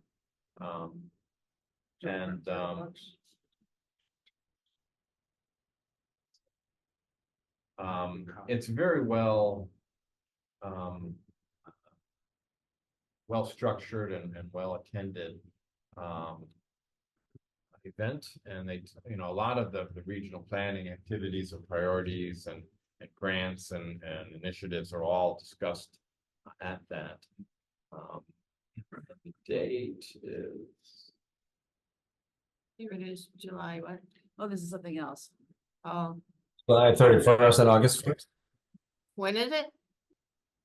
so That's what I'm on the webpage. It says July 31st and August 1st. But that was last year's. it's September yeah. 18 and 19. This year it's the Oh, it's in 18th and September? 19th? What are the dates? September 18 and 19. Okay. I also want to make you aware that the Cape Cod Climate Change Collaborative has its annual Net Zero Conference. This year, it's going to be held in person on Thursday, July 18th at the Tilden Arts Center at Cape Cod Community College. July normally 18th. Thursday, July 18th from 8 a.m. to 3 p.m. Cape Cod who? This is called the Net Zero Conference. The It's held, Cape Cod Climate Change. yes. Mhm. I have attended virtually in past years, and I've always found it really very interesting, very local. Is there a fee for that too? I don't think so. No, I think the collaborative pays for it. Summits, Oh, it's $10 registration. summits in Harwich, Well, I'm looking at their site and it, somehow presumably would be. no, I'm looking at the Cape Cod Climate Change Collaborative site and it's, And you're saying it's in Four Seas. okay. Any other business? And one other item, I have a minute or two, but the Mass Save, it's the Massachusetts Energy Saver Home Loan Program has now been approved. And this is supporting efficiency improvements that are not covered by Mass Save. And this will go to, for income qualified, up to 135% of AMI. So that gets well into the mid-range, which is great. And the interest rate on it is either 0.5% for a 20-year term or 2% depending on income levels. And this is for owner-occupied primary residence. So another very good savings program to allow people to do home improvements. I'll try to get, I was promised a list of all the different improvements that can be done. But this can also be bundled with some of the Mass Save activities.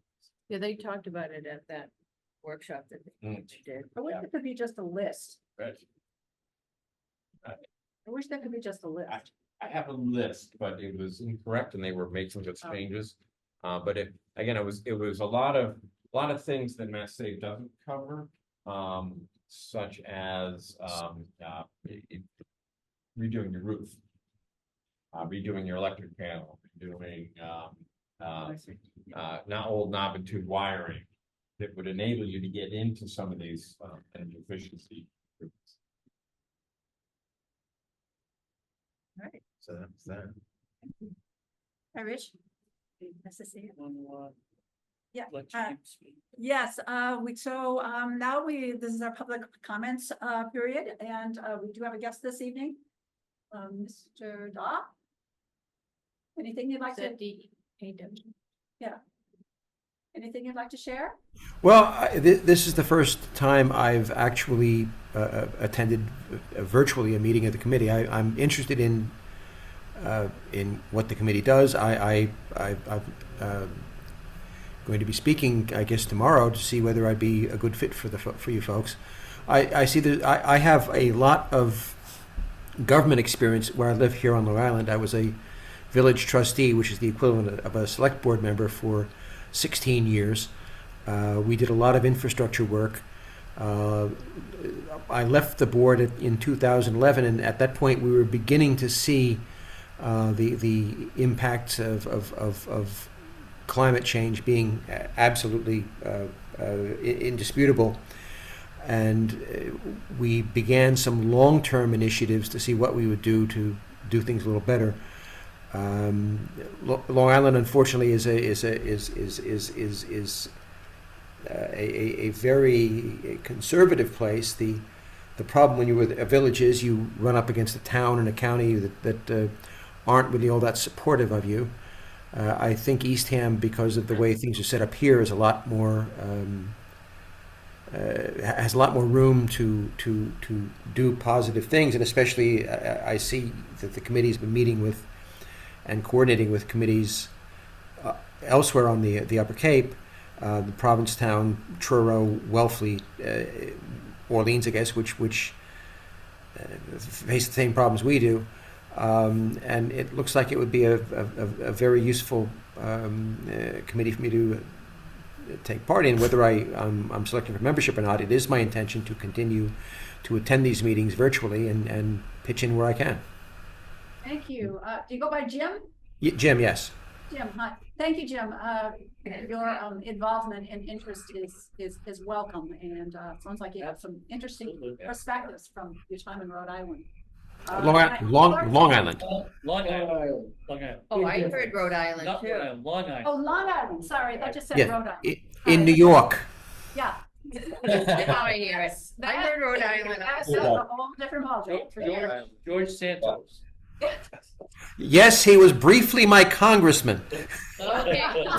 In between flying to the moon and curing cancer, he was helping us in many ways. And then for some reason they threw him out. We'll move on. We're gonna- But anyway, I hope you learned something today and got a flavor for who we are and what we do. So thanks for coming. I'm glad I was here. Thanks, Jim. Thank you, Jim. Surprise. You're welcome. Here. I don't know if you wanna, jump in at all during the meeting or, I just wrapped up what I was doing, thought I'd sit in. oh, cool. We're just wrapping up. Well, we're wrapping We're up. just ending. We did talk a little bit about the disappointment in the solar bids that came in, and maybe we'll be able to talk to you in another week. Shana may be interested in joining for that discussion. You're here, so I had a question relating to that. The previous one from a few years ago, there wasn't any cost associated for Eastham because it was really just a credit kind of situation where you buy the electricity, you're not really owning the solar. You mean cost of development? Yeah, Right, usually that's how it works, you engage the solar development, right, and they bear the cost of the development. right. Was that true with this proposal or Yes. different? How it works is you sign it's called an EPA power purchase Right, arrangement right. to buy the production from them, That's, and that's how they make their money back. and that was what this proposal was. It was no money out by the town. It was, right. So the very same kind of concept with a multi But it just didn't communities. come together. Well, it came together, but would have cost us more money to have it. Yeah. The economics just aren't working, huh? I think it's a combination of materials costs and interest rates, so, they're borrowing their money to do their projects for 20 years. 8 or 9% rates, and 3 or 4%. a couple of years ago. So something's got to change before that starts looking effective. So, Rich, the question I had for Shana was, it sounds like this was an RFP of multiple communities. Yep. But they're all bid as standalone, so there was no cost benefit by having all of the communities accept the proposals. The experience in the past has been CVEC solicits participation from all the participating towns to see that. And their hope is that you get a critical mass, one or two developers that say, hey, here's 8 projects that are happening in Cape Cod, I can bid them all, and I get some economy of scale by doing all these projects all at the same time.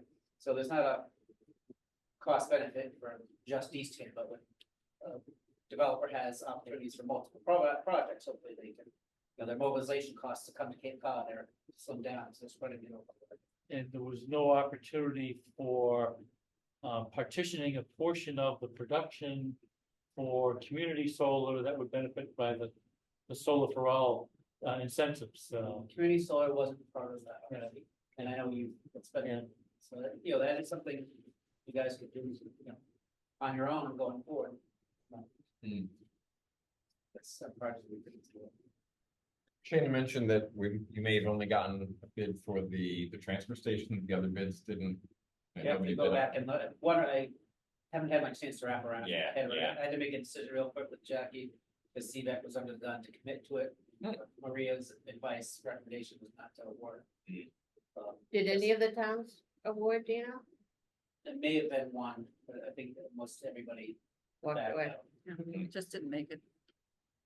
Makes sense. But I haven't had a chance to go through the details. Yeah. I wanted to go through that to write something up to give to Shane and you guys. How it looks, if anything, just for the record, so if we do this again in the future, we got Right. something to kind of. Yeah. I mean, if somebody bid, for instance, on the rooftop solar, and that was acceptable, could you split that off the way? it was They're bid? all separate projects. So you. Okay, well, we're kind of past our due. We are scheduled for Monday, July 8th, which is actually right after the long weekend. So I'm throwing it out. Is everyone okay with the 8th, or was there preference to moving into the next Monday? I don't know what people's travel schedules are, family, so on and so forth. Are we all right with the 8th, or would you prefer to move it to the 15th? it's fine with me. My preference would be to move it simply because I won't be around, I won't be available on the 8th. Uh-huh. So, but I mean, I'm, just throwing that out there. I could do either. Doesn't matter. Okay, just we might find it just more comfortable, but at least for preparation and stuff.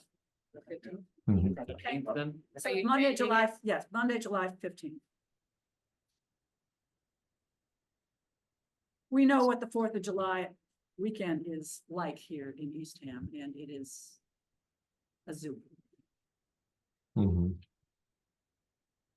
We need motions to adjourn. motion to adjourn. Second. Thank you. Do I hear unanimous on that? Aye. Aye. We've adjourned. All right.